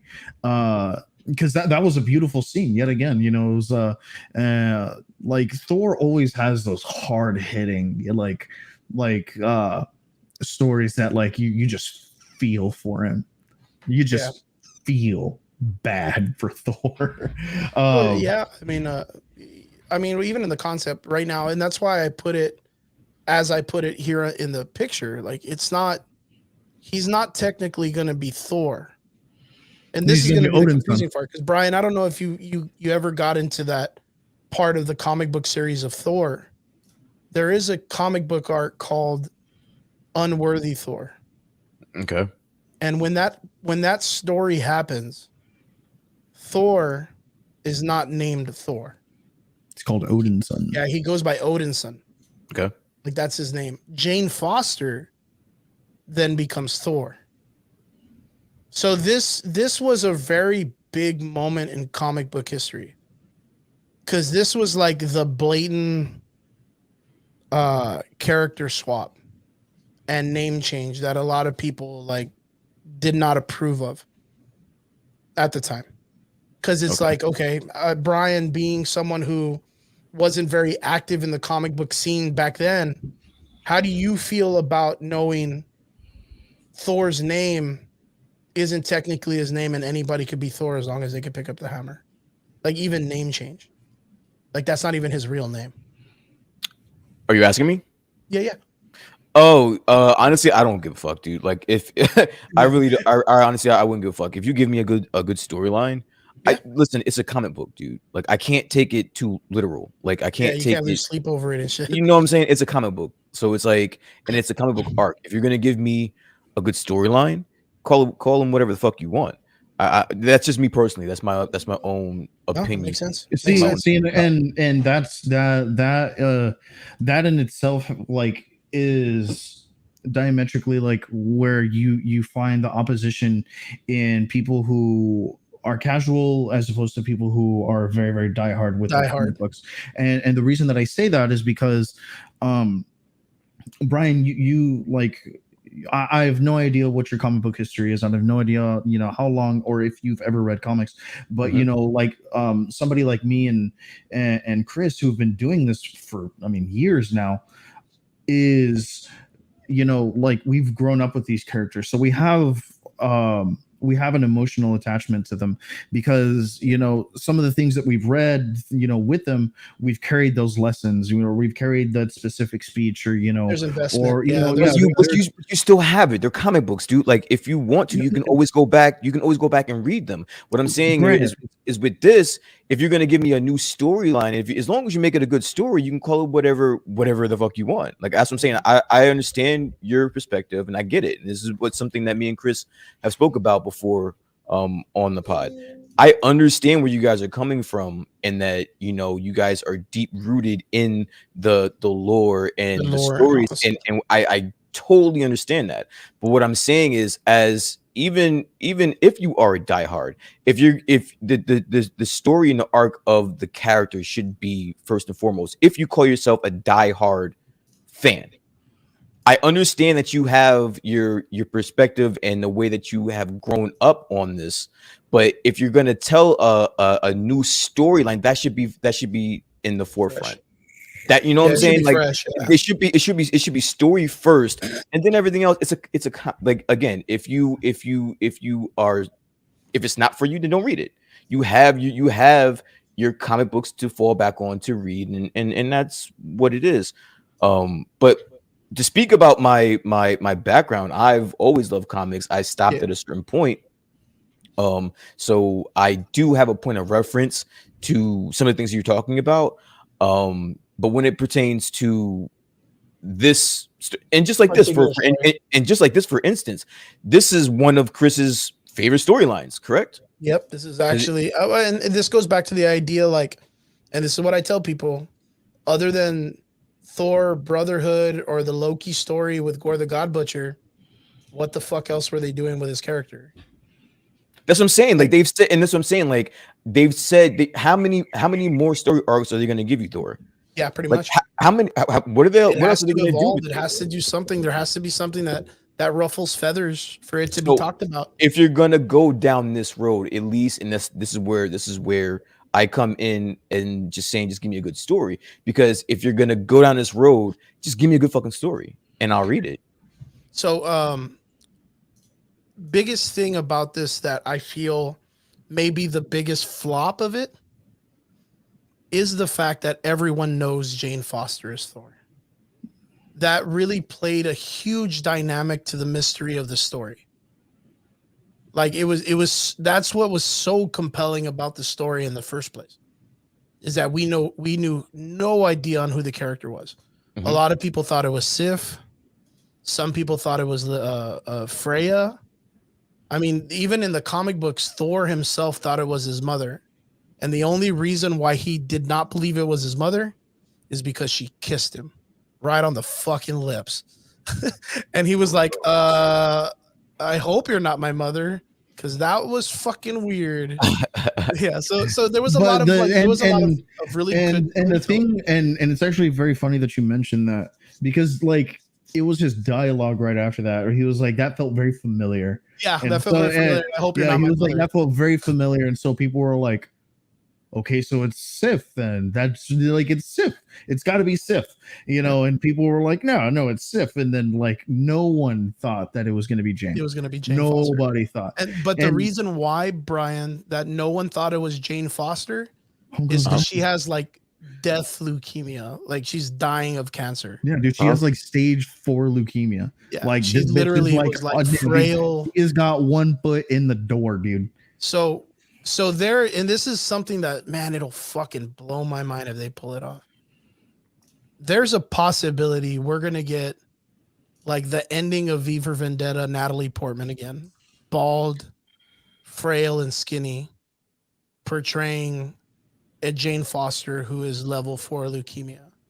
Because the dynamic of the story that makes it super impressive is every time she chooses to lift the hammer and become Thor, it removes the chemotherapy from her body. It burns it out of her system.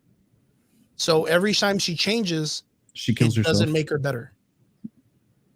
Being Thor, and when people find out, when Freya, because Freya is the one that kind of like helps her become Thor, she offers her the opportunity to use Asgardian science and magic to cure her cancer. Mm-hmm. And she's like, I'm not of Asgard. I don't choose that life. It's not meant for me. And if it's not fair for me, why is it not fair for anyone else on Earth for them not to get that type of treatment either? It's what's very, very cool is it's a retelling of the idea that gods are not gods because they're better than anybody. They're just given this really awesome opportunity to be better human beings, or whatever they are, better beings than us, because they're immortal, they live longer, they're stronger, they're superheroic, but it doesn't morally make them gods. So when Jane Foster is given the opportunity, she shows that someone who sees death as a thing can, I don't know, raise judgment better. I don't know. Like, it's just, she's a more just God, I guess you could say. I don't know. So it's weird. It's a dynamic. It's interesting. So going back to the poster, which I thought was pretty interesting, is that this leak poster, it's actually a fan made poster. Yeah, that's right. It's a fan made poster that actually was bought and copywritten by Marvel. Which I thought was awesome. Which was fucking amazing. Like, just for the fact that is a fact about this poster made this totally fucking awesome. That's and like a Cinderella story, dude. Yeah, bro. And then not only that, but it kind of lets you know that this is kind of spot on to what we may see in the movie, so much that it actually got the director Taika Waititi. It got their attention. He got his attention, and he said, like, this is fake. This is something that I would make, wink, wink, which I think was kind of was like a nod to it. Like, this may be it, because Taika is a weird cat, and he's a very awkward dude. He talks in riddles and shit like that. So I think this may have some legs to it. And then not only that, but I don't know if you guys have the poster up, but I did put it in our chat. Mm-hmm. if you're looking at it, what stands out to you? Is there any one thing that interests you about this movie? If let's say, for all talking purposes, that this is what the poster could look like. Is there anything on this poster that sticks out to you that interests you about watching this movie? The hammer. I mean, that's going to be the talking point, but I don't like what happens in the comic book with that. But again, I'll talk about that. So, number one thing, well, there's two. One, Thor has fucking blue and yellow armor, and his eyes are completely white. That is dope. Mm-hmm. That right there gives me Rune King Thor vibes. He went to the Yggdrasil tree and went to the well. He's about to offered level both his eyes and now has cosmic vision. Yeah. And he's out there looking for, because literally, if you think about it, the blue and yellow armor is very familiar with Odin's armor in the first movie. It's very, because it's more gold and silver. So, but the blue, of course, the darker colors, because Thor uses like black and all these other dark colors in his costumes. I dig it, man. I dig it. If they're going to go Rune King Thor, and it makes a lot of sense because it's right after Ragnarok, it'd make a lot of fucking sense if they went that way, because they're going to fight. What is the one who sit above all? Is that what they were, Trigger? Remember the ones that used to feed on the Asgardians? The ones who sit in the shadows or some shit like that? Yeah, like those who sit above in shadows or some shit like that. Yeah. And they are bringing in a bigger Pantheon because Russell Crowe is set up to be Zeus. You know what the fucking, like, the thing that just upsets the piss out of me about that is that they've been confirmed as Beyonders. Who has? Those who sit above in shadows? Oh, maybe. I mean, but they wouldn't be, because they don't need a feed. These guys do. Like the Beyonders don't need a feed. Yeah, but that's the thing. Like they've been confirmed as Beyonders. Hold on. Let's not go too far ahead because I don't want to lose anybody. So Beyonders in the comic books of Marvel are pretty much, what are those dudes from Prometheus, the engineers? Okay. They're just like that. They go around and build worlds. They can build shit out of nothing. They're kind of like the Celestials, but on a way bigger power scale. Way bigger power scale. They're just literally gods, but not gods. The ones who sit in the shadows were these groups of a higher pantheon of gods who fed on the deaths of the Asgardians when they died. They fed on that essence, which it really casually doesn't make sense. But it's just the idea that when Asgardians die, they feed on that essence, and then Asgardians are reborn because they're casually gods and immortal or whatever. Because Ragnarok constantly happens over and over again. So I don't know how to explain it. That's the way it's explained in Marvel and the comic books. During Ragnarok in the comic books, Thor finds out that that's what's going on and then puts an end to that motherfucker real quick. Like he then fights the dudes and fucking wipes them out. They offer him a seat at the table. And he's like, no. And he just ends Ragnarok completely. And yeah, he just ends it all and cuts down the tree. And they're like, why would you do that? And he's like, well, for the lulz. Yeah, he cuts down Yggdrasil in that aspect. But the thing is he gets the Rune King powers to fight those dudes. So you can kind of see where it kind of correlates in between the comics and the movies right now. Now, the idea of the broken hammer of Jane Foster. One, we know how it got broken, right? Hela broke that bitch. We speculated actually a long time ago that more than likely someone or something was going to get that hammer and put all the pieces back together. Mm-hmm. And then boom, we have Thor's hammer because it wasn't like fucking eviscerated from the universe. It just so happened that it broke. It was in pieces. Thor went and got Stormbreaker instead. So that hammer was still there. Why it pulls itself back together. In the comic books, what this is a reference to is the Mangog part, right? Triggs, I think he knows what I'm talking about. There's a comic book called, was it The Death of Jane Foster, or what was it called?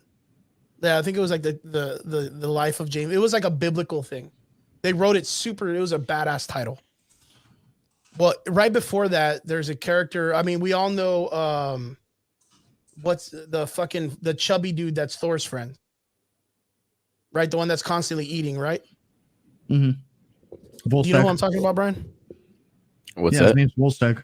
Oh, Volstagg, the chubby friend of Thor, the one that's always eating in the first movie. Okay, yeah. Okay, so in the comic books, he gets the axe version of the hammer, and he becomes a new Thor called War Thor. Mm-hmm. But that axe comes from a different universe, the Spider-Man Miles Morales universe, after it had been destroyed. So the hammer then makes him evil. It makes him crave violence because it has a billion deaths inside that hammer of a dying universe, right? That hammer is used to fight this big monster called Mangog, and Mangog literally fucking grabs the hammer and crushes it like Hela did. Later on, in the ending of the Jane Foster story arc, when Malekith and Gore the God Butcher and all that shit start coming out more prominent, Jane Foster then picks that hammer up, broken, and it fucking goes to her, the evil one. But it doesn't make her evil. It just comes together. Mm-hmm. Later on at the very end, when it doesn't have any more way to hold together, it then turns into like this cuff or like this gauntlet that then makes her Valkyrie.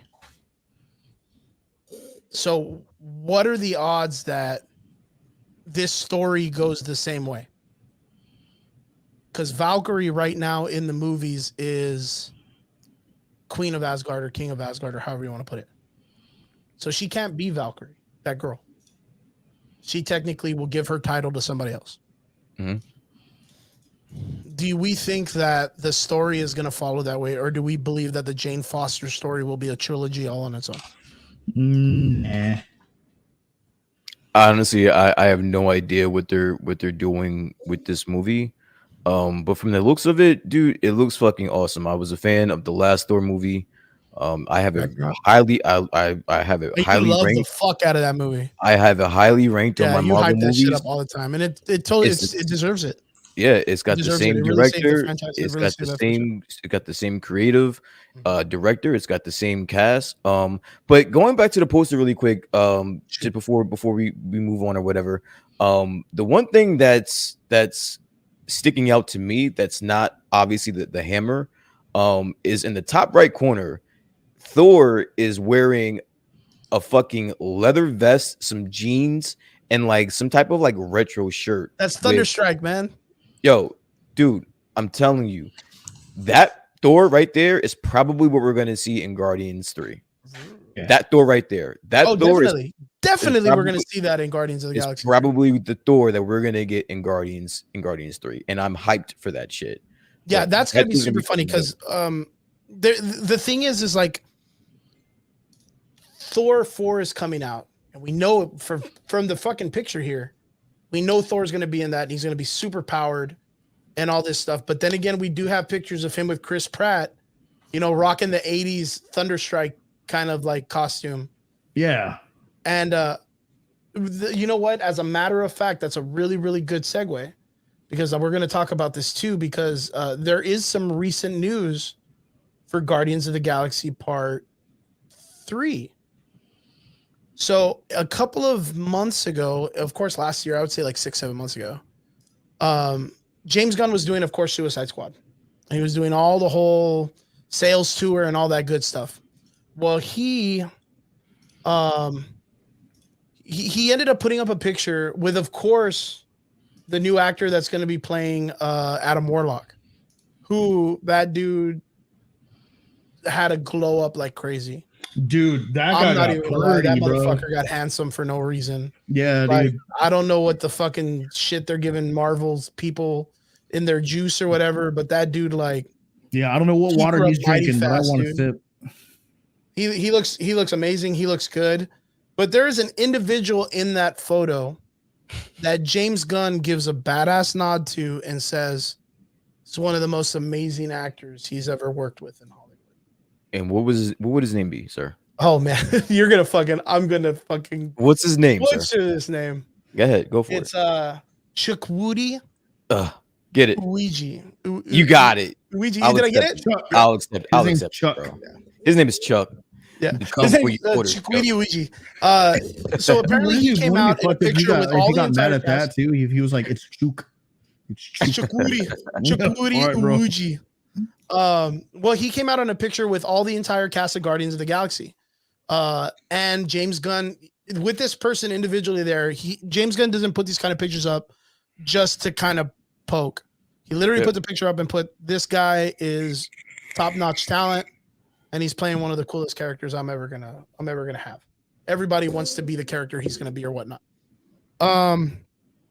So all the speculation started going out. People started throwing names out of the wazoo, but apparently someone released it today that they released two things, which the other one was Bill Murray's role in Quantumania.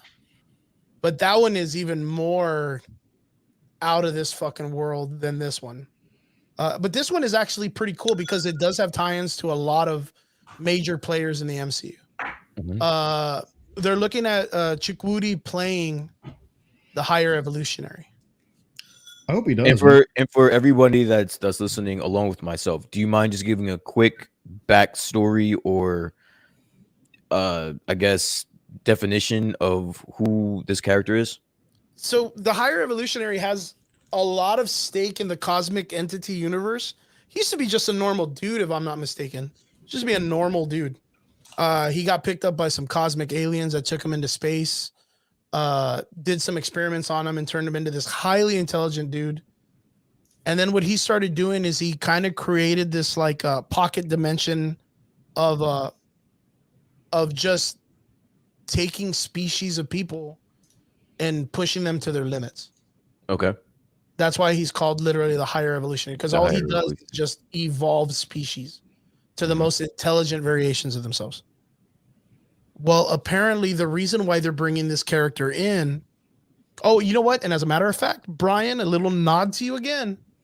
He was apparently one of the dudes that created Wanda and Scarlet. Yep.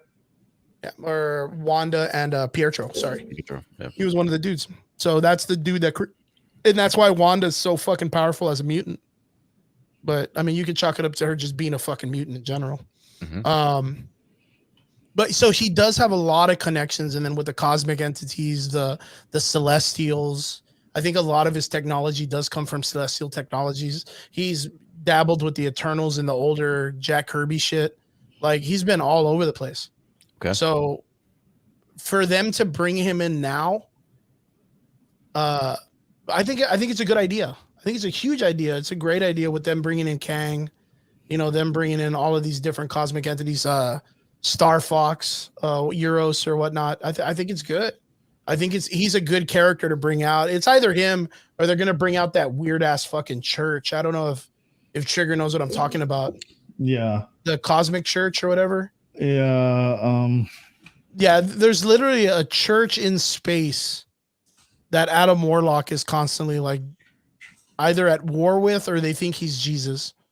Like it's one or the other. It's just wild as shit. But them bringing in the Higher Evolutionary is a big thing because apparently, yeah, right there, Vince Weaver got it right on the button. Apparently, Rocket Raccoon's origin story revolves around him and his dealings with the Higher Evolutionary. Apparently, Rocket comes from a bunch of his experiments in the earlier years. Universal Church of Truth. That's what it is. The Church of Truth, yeah. Yes. Yeah, so they're pretty wild. But apparently he's going to be a major player, a major villain in the story. They're going to be bringing in a lot of the Rocket Raccoon storyline. So we may be getting closer to the Pet Avengers soon, like with the whole like what was that dog's name? Cosmo? Yeah. Yeah, Cosmo the dog in Guardians 1. He's been in Guardians, he's been in the What If series. Dude, yeah, so he's a huge player. He really is. Yeah, we've been seeing a lot of him recently. Yeah. So yeah. And then not only that, we do have the Guardians Christmas special that's coming up right after that. Plus, he was also a huge player in the Guardians video game. Cosmo is a huge... Oh, the Guardians, yeah, the Guardians. Yeah, in the Guardians video game, he is a hugely important character. Yeah, Cosmo is he's a very, very important character in the comic books for the Guardians of the Galaxy's roster. The newer iteration, not the one with the older guys. I forgot, like Sylvester Stallone's like Shatterstar and all those other dudes. I forgot their names. The Guardians of the Galaxy no one really knows about. That's like, but those are the first Guardians. They're like $30.99 or whatnot. I think I think it was $30.99. The High Revolutionary would be a really, really great villain for Guardians of the Galaxy. I think they will portray him very similar to the way they probably did the Grandmaster.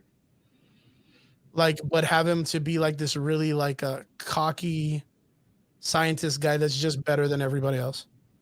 So he's a villain. Yeah. I mean, yes. Are scientists really villains? Like, they want to just dabble in things and make atomic bombs, but they don't really do it to kill people. They just do it because they want to expand their knowledge and they want to get to that next level. That's kind of like, all right, Mr. Oppenheimer. Yeah, I mean that's the idea of the science argument. Like when you have people that build weapons and stuff, like is that what they're meant for? I mean, the High Revolutionary, I think in general, I think he'll be like this weird villain. I mean, Taika Waititi, if he's the director of Guardians of the Galaxy 3, or James Gunn, right? Is James Gunn, yeah. With the way James Gunn writes characters, I don't think he's gonna miss the mark. James Gunn is a miraculous talent of writing.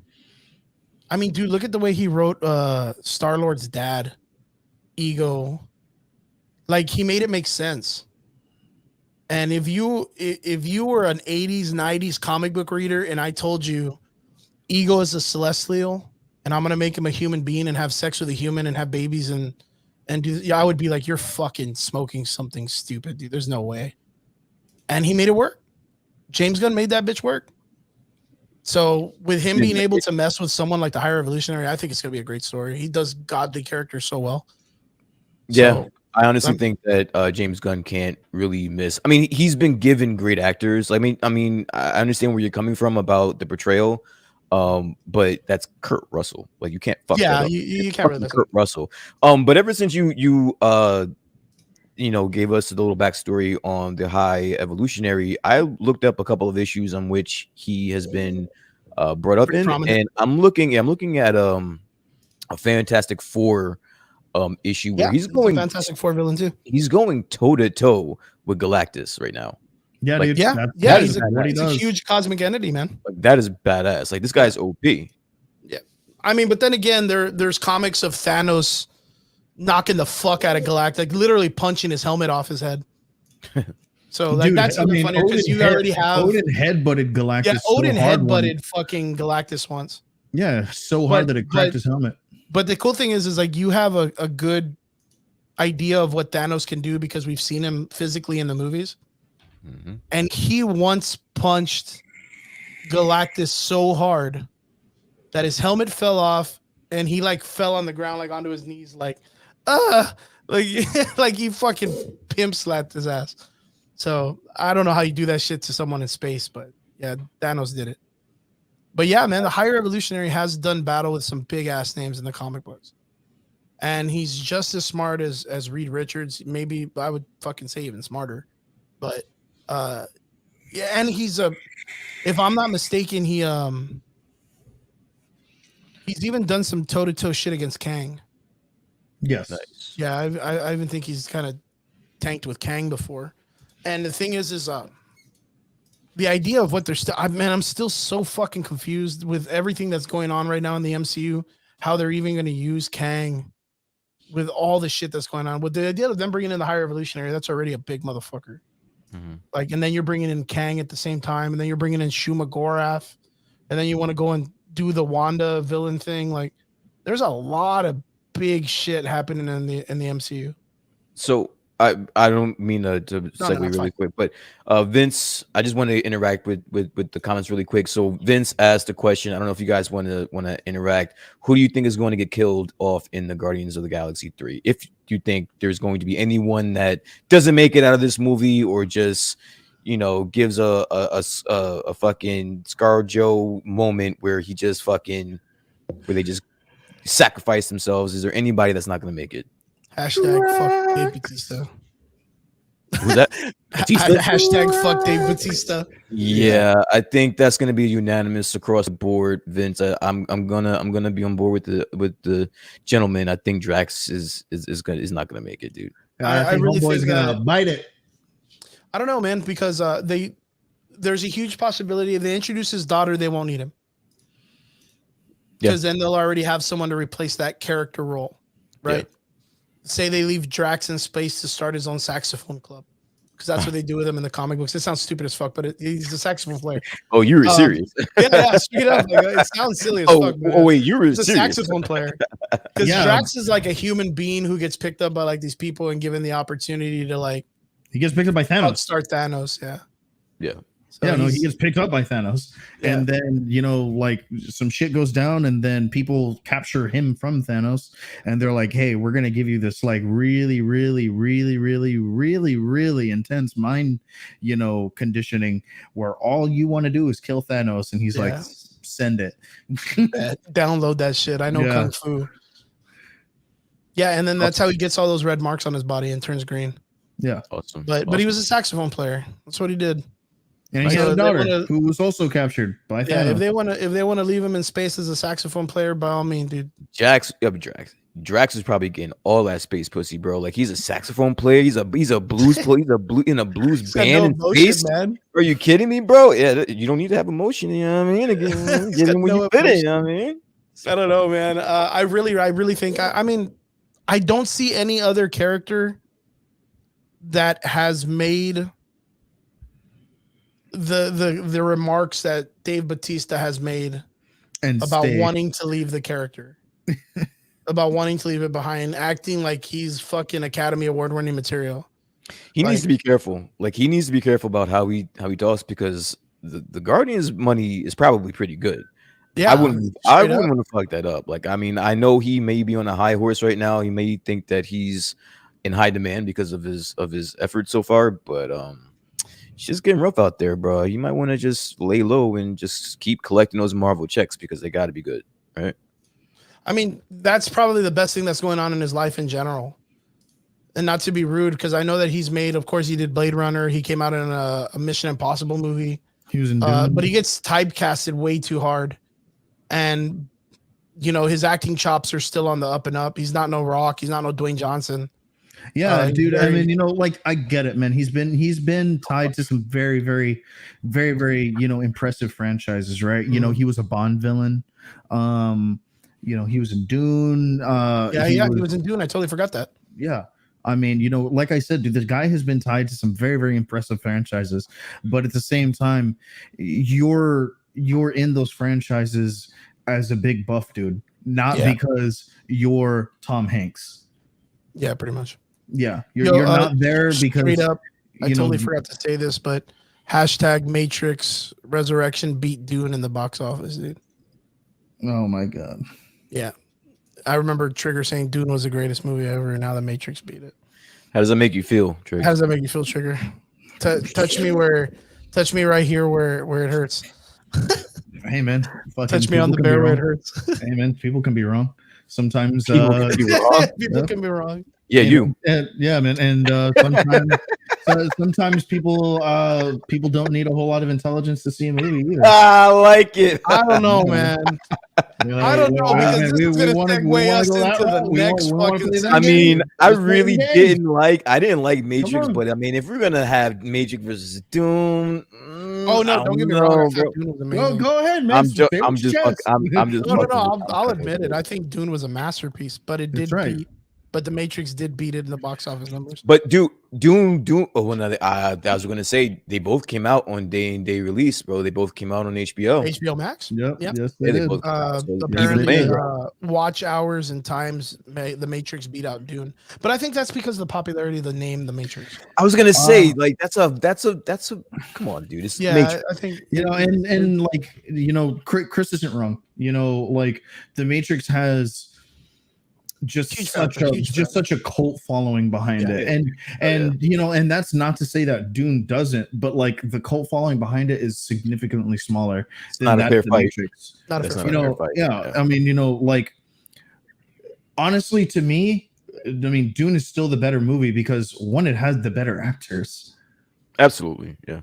You know, like if we're really gonna if we're gonna compare, you know, apples to apples and stuff like that, I mean, I'm still gonna go watch Dune over The Matrix, not because I love Dune over The Matrix, but because one, I have better actors in Dune. I have Dominic Isaac, I have Jason Momoa, I have Rebecca Ferguson, I have Timothy Chalamet, I have Zendaya, which granted she was only in 9 minutes of that fucking movie. Of the Mexican dude who was in Pirates of the Caribbean. Johnny Depp. Yeah. Johnny Depp. Yeah, man. Yeah, man, he was in Dune. You didn't see him? I would be surprised, honestly. I would be surprised if The Matrix didn't beat out Dune. Like the way that franchise is. Plus, I mean, it only goes to show that David Bautista hurts franchises. Yo, on a side note, not too side.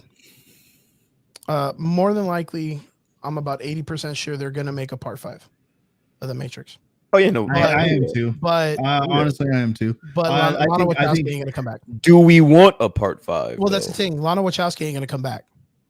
Good. The reason why she did this was because Warner Brothers told her, "Hey, we're gonna go back to your IP," and she's like, "Why? I finished it. Like we finished it." No, we were like, "Well, we're gonna go." Then they were like, "Well, money to be made, and we're gonna do it with or without you." So she was like, "Fine, fuck you. I'll make the movie." And then she brought it back all the way back to something that they could just, okay, cool. Well, you wanted Neo back, you wanted Trinity back. Here's your story. But she got to put her point across. There was so many slap in the faces to Warner Brothers. It's not even funny. I loved it, dude. It was a huge fat fuck you to Warner Brothers. Yeah. And it's about halfway through the movie is when it becomes a coherent story. Yeah. Like a real story where it's not just like slapping Warner Brothers in the face anymore. But the thing is the Matrix movies were done with in the original trilogy. But what were they going to do if they were going to come back to it? She would rather have brought these characters back in her own way and then let someone start the story after this. So that's kind of what I feel is going on now. I still feel that there's a lot of secrets that need to come out. I think the Wachowski sisters just need to like come together and be like, okay, you know, Lana and Lily really just need to come back together and be like, okay, you know, if we're going to do this, then we're going to do it right, you know, and you need to give us complete autonomy over this movie. You have absolutely no say in this IP whatsoever, and leave it the fuck alone. Yeah, I'm sure they had that shit. Like I'm sure in this one they had it. Well, and they just 100% Warner Brothers was completely just shit the bed. You do whatever you want. Warner Brothers was 100% behind Lana. They were like, you do whatever you want. We got you. We're going to throw money at you. Whatever you want to do, we want to do. That would be foolish. That would be foolish if the executives at Warner Brothers gave, if they gave them just a brand new movie to either start over or continue their story, and they're jumping in the way and saying, well, no, we want these check marks to hit. That would be stupid on their part. Yeah. So I don't think they gave her or gave them this movie and said, hey, we want you to check these boxes. No, they were like, I almost do. And the reason that I say that is because, like, you know, this is also the same company who fucked over, you know, Zack Snyder, you know, so like this is why I'm a little bit more inclined to say that I almost see that happening. Dude, Lana Wachowski literally wrote in the scene with Neo and the new Smith. Yeah, that is literally the meeting she had with the people. And they said, Warner Brothers said they're going to make the film with or without us. Yeah. And he's like, really? Like, why? I don't know, money or whatever. But that's exactly what they approached. They said, we're going back to the Matrix. We want Keanu Reeves back. We want Carrie-Anne Moss back. And whatever else you want to do. But those three things. Why? Keanu Reeves is super popular. The John Wick storylines are making him money. And that's not even a franchise that's owned by anybody. He's making a comic book called Berserk. That's probably one of the best-selling comic books on the market right now. I have Even out everything else. I just bought the first issue. And it's literally almost John Wick. Just like a backstory of him in the military. Like, and he's immortal. Huh? And he's immortal. It's literally the red dot or the one that Vin Diesel did. Like, it's literally almost identical to this shit. It just, Keanu Reeves is an icon right now. He's money to be made. And Warner Brothers was like, we need him back. Lana was like, we fucking killed him. Like, he's dead. All the other characters are fucking beyond 60 years old. What the fuck do you mean? Yeah, but that's why, like, I know that, you know, Warner Brothers was like, see, you say that, but But yeah, can we make it work though? Like, yeah, that's pretty much what they did. So what Lana needed to do was find a coherent way to bring back Neo and Trinity. That was the entire story, literally. Yeah, which took away from the philosophical part of the whole fucking movie. Because they didn't really get into that shit. Yeah, but yeah, with the talk of the Matrix, and of course us touching base on Spider-Man, the Matrix touched a lot of base on how audiences are almost dumbed down to not like creative nature anymore. And it's almost like we need to fixate on shit that we're only comfortable with for movies to be successful. Literally the week before The Matrix Resurrection came out, Spider-Man dropped and was one of the greatest films ever known to man, even though the story was not great. But the only things that people remember about that film and the greatest talking points about the film is that they brought back the 19 or 2000 Spider-Man. Right? That's the only thing. So the nostalgic was the only thing of that franchise that people cared about. Which is going to bring me into my next fucking subject. And that subject is something that me and Brian probably have very little knowledge about, only what we've seen in flashing shit. But Trigger is our fucking man of knowledge in this. And our next section is Trigger loves Cobra Kai. I do love Cobra Kai. Yes, you do, Trigger. You love the shit out of Cobra Kai. And you know what? As a matter of fact, Cobra Kai.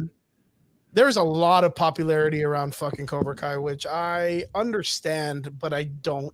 Trigger, I'm gonna need you to explain a lot of this shit to me, because I get the idea. Okay. Wait, Chris, were you a fan of the old school Karate Kid movies? I'm a karate instructor. Of course I am, man. Like, okay. It's literally one of the most inspiring things to us at our youth. Did it age well? Fuck no, dude. Those guys don't know shit about karate, dude. Like, yeah, those right. guys. And he kicks him with an illegal kick. Yeah, dude. None of that shit was real. I saw dudes doing the fucking crane kick in karate tournaments growing up, thinking that shit was gonna work, and they were getting blasted, bro. Yeah, there's nothing illegal about that kick, man. Yeah, it didn't age well. It did not age well. The story is just weird as fuck. In fact, I was a really big fan of the theory that Daniel Russo was the villain in the story originally. You know what's, and that's why I love the first season of Cobra Kai, because that's exactly what it highlights, that Daniel was the bad guy. Villain. Now, why was he the villain, Brian? I couldn't fucking tell you because I haven't watched Cobra Kai at all, bro. Like, how is there any perspective other than the fact that he's the hero? Because of the fact that that the kid was Johnny, was just going through a bad breakup with his girlfriend, and Daniel Russo swooped in to take his chick. So what? That doesn't mean you get to be a dick. That just means like go get another girl. No. The idea was Johnny was still working on the relationship. Daniel Russo came in to swoop, which is fine. He chose, bro. About that. That's what happens, man. You lost your girl. That's common shit, though. That's common shit in relationships. You lost your girl. But then when Daniel got told off, hey, dude, don't fuck with my chick. I'm trying to fix things. What did he go do? Wait. Time out. Wait. We're not doing this, all right? Yeah, we're not talking Trigger Cobra Kai, and I need to understand why. We can get to why Trigger loves Cobra Kai, and I promise you that if I were to watch the show, I'd probably like it too. Oh, I'm gonna love it too. Under no circumstance are we going to sit here and act like because this fucking lame ass lost his fucking girl that now all of a sudden he's been done wrong. You know what I mean? You didn't have the right stroke. My man Danielson was hitting with the wax on, wax off. You lost your girl, bro. He hit it with the wax on, wax off, and he lost your girl. That does not make you a hero in my eyes. That makes you a sucker that lost your fucking girl, and my man Danielson picked up your girl. That's what that makes you, bro. That's pretty much a Cobra Kai season one.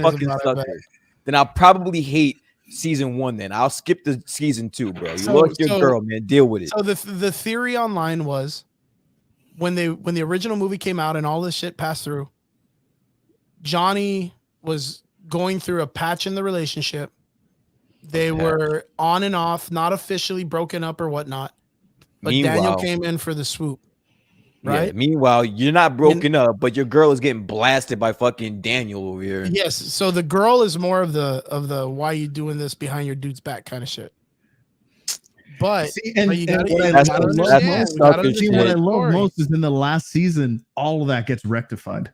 All of that. So we gotta understand this. Yeah. And after Johnny, who feels like this dude's trying to come up on his territory in the original story, jumps his ass, does whatever he needs to fucking stay away from my girl. Back in the 90s, that shit was important or whatever the fuck. Bro, that was in the fucking mid 80s, my guy. Yeah. So that was I wasn't even born then. Normalities back then. So what does Daniel Russo do? Learns karate to not only swoop on this dude, but learns karate from a master to go beat the fuck out of this guy who he's swooping on his girl. So that makes Johnny even a double loser, because not only did you lose your fucking girl, but then you end up getting beat, and then you got your ass beat by the guy that stole your fucking girl that you beat up. Yeah, in the karate classes you're paying for, got beat by a dude that's making you wash his car. Banging your girl. Yeah, banging your girl and washing screaming cars out and trees and shit. Yeah, screaming out Danielson in bed. Come on, bro. That's some illegal kick. Sucker shit. Illegal kick, Daniel. That's some sucker shit. Okay, Trigger. Trigger, the floor is yours. Break this shit down of why you like Cobra Kai, please. So one of the biggest reasons why I like Cobra Kai is because, like, first and foremost, I was a huge fan of the movies, like, growing up. Right, huge fan of the, the wax on, the wax off.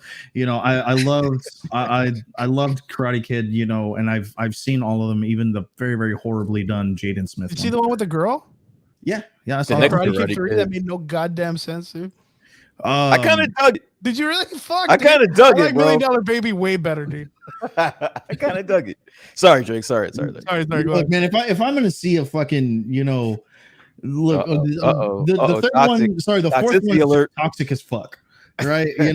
Like, she just comes in, she just wants to be left alone. Miyagi's like, hey, like, let me teach you some karate, and she's like, all right, dude, fine. And then, like, out of nowhere, some dude's like trying to jump her bones, and she's like, nah, bro, and he's like, I'm gonna hit that ass then, so I'm gonna fight you, and then after that, you're gonna see that I'm worth it. And she's like, all right, I'm just gonna beat your ass, and then you'll go away or something. I can't even remember what the fucking third movie is about. Who cares? No one cares. Anyway, but Cobra Kai tugs at the right heartstrings, right?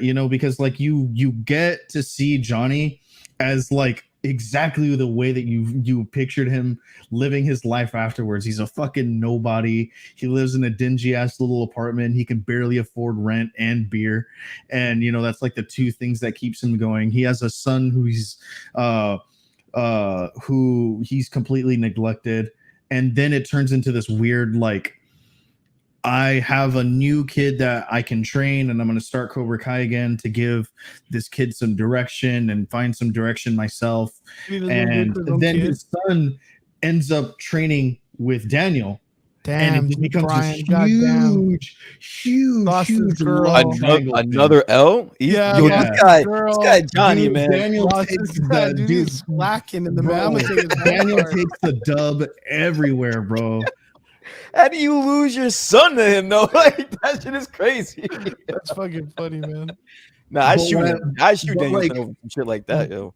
Fuck that karate. But what I love most is that, like, there's a lot of, like, Hallmark shit, man. Yeah, there really is, dude. Like, I'm not gonna lie, man. There's a lot of Hallmark shit in this, and the reason that I say that is because, like, you're watching this and you're like, dude, this is very High School Musical. I'm not gonna lie, dude. This is very Glee, High School Musical shit. My wife called it. She's like, dude, it's High School Musical with martial arts, and I'm like, shut the fuck up, dude.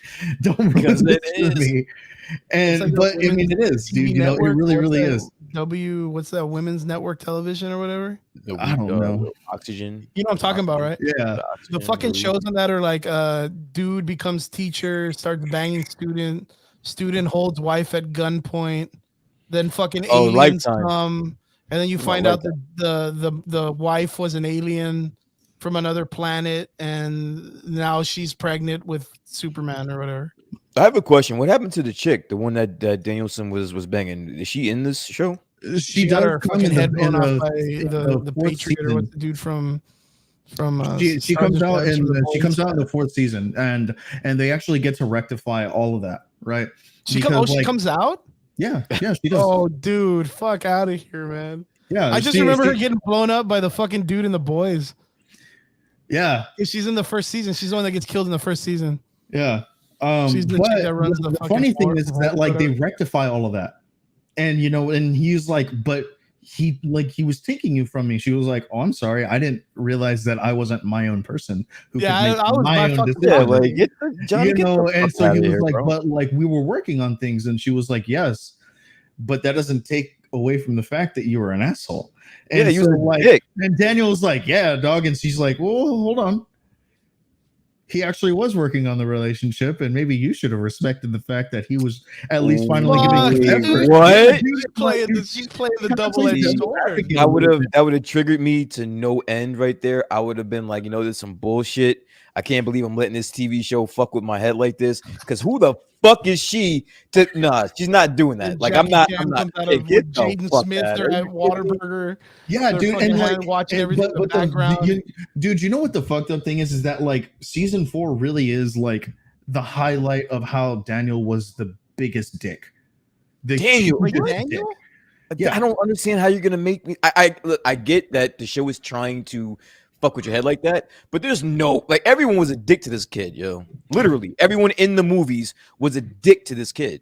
Yeah, he was just a new guy at the school, and he was just a new kid. Yeah, he was, and like, and like, don't get me wrong, his reactions to certain things are completely founded. They're completely well warranted. His best friend was a fucking 80-year-old Asian guy with certain 80-year-old pediatric patient and shit. Yeah, that was his best friend. Times when you go to the extreme with things, and they're like, "Bro, like, did you really need to play that prank? Was that really the appropriate response for like what was going on? Like we escalated things because you escalated." And you just kept taking it higher, and so we took it higher, and so like that was this weird like play on like high school thing, right?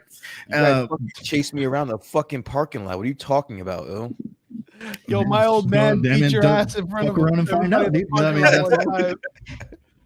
I mean, if you don't want to smoke, dude, better have some hands. I don't know. Right, hey, man. So what are the odds we get fucking Van Damme as Frank Dukes coming back? Oh, it's Frank Dukes. Dude. Bloodsport, man. Soft 6 out of 10, dude. I heard that in the last season, there's like they're watching Bloodsport in the background.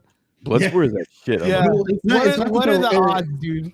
Okay, because there was some mention it, and then like they go, they go to a drive-in and they're watching Bloodsport, and like, dude, it's the funniest scene. It's where like he like.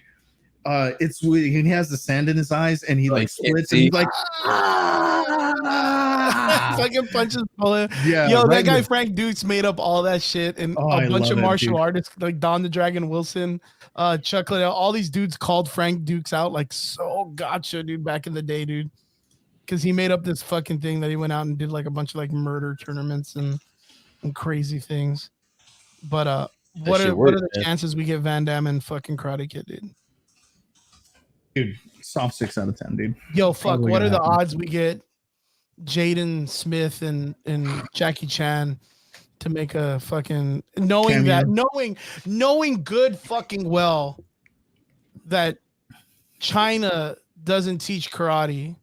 The fucking Chan is teaching the Karate Kid multiverse and shit. Dude? Yeah, and it literally should have been called the Kung Fu Kid, not the Karate Kid. Hillary Swank comes through a fucking portal. Yeah, comes in and fucking starts boxing. Dude, honestly, fucking dies of fucking head injury or whatever. It's like very vaguely referenced because like they're like, the like missing it like he goes to Japan. The Tweenie chick is referenced. Yeah, she's vaguely referenced because like he's talking about like Miyagi students, and so he was like, well, Mr. Miyagi never taught anybody else, and he was like, oh, he taught like somebody out west, I think, some chick. Yeah, and then like and he was like, and then he came back, and like I don't know, and nothing ever came of that, and like he taught Zac Efron, dude. That was sick. And then he made High School Musical, dude.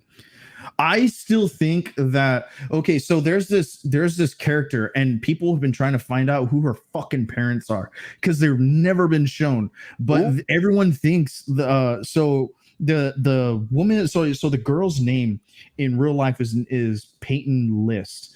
She plays Tori Knowles or something like that in the show, and like there's huge speculations about like maybe her mom is that Miyagi student because like she has cancer and stuff like that, and so like it's just this weird blending of like the lores and stuff. But yeah, like that kid is just a huge cynic, huge cynic, and there's a lot of redemption. There's also a lot of fallings, and a lot of like philosophy on like pulling your punches and doing the right thing, but also knowing how to be aggressive, and a lot of like martial arts shit. But for me, it just tugs at the right heartstrings. Like there are times, like especially now in this current season, where Johnny and Danny, they have to work together. They like need to work together to like take down Cobra Kai. Yeah. And something happens, and Cobra Kai is still going on, but there's something that's going on that like Daniel's kind of having to outsource a little bit and is now really putting a whole lot more stock into like into Johnny's way of teaching, because he's understanding that like being a defensive individual is not always the best solution, that sometimes striking first is really like what needs to happen.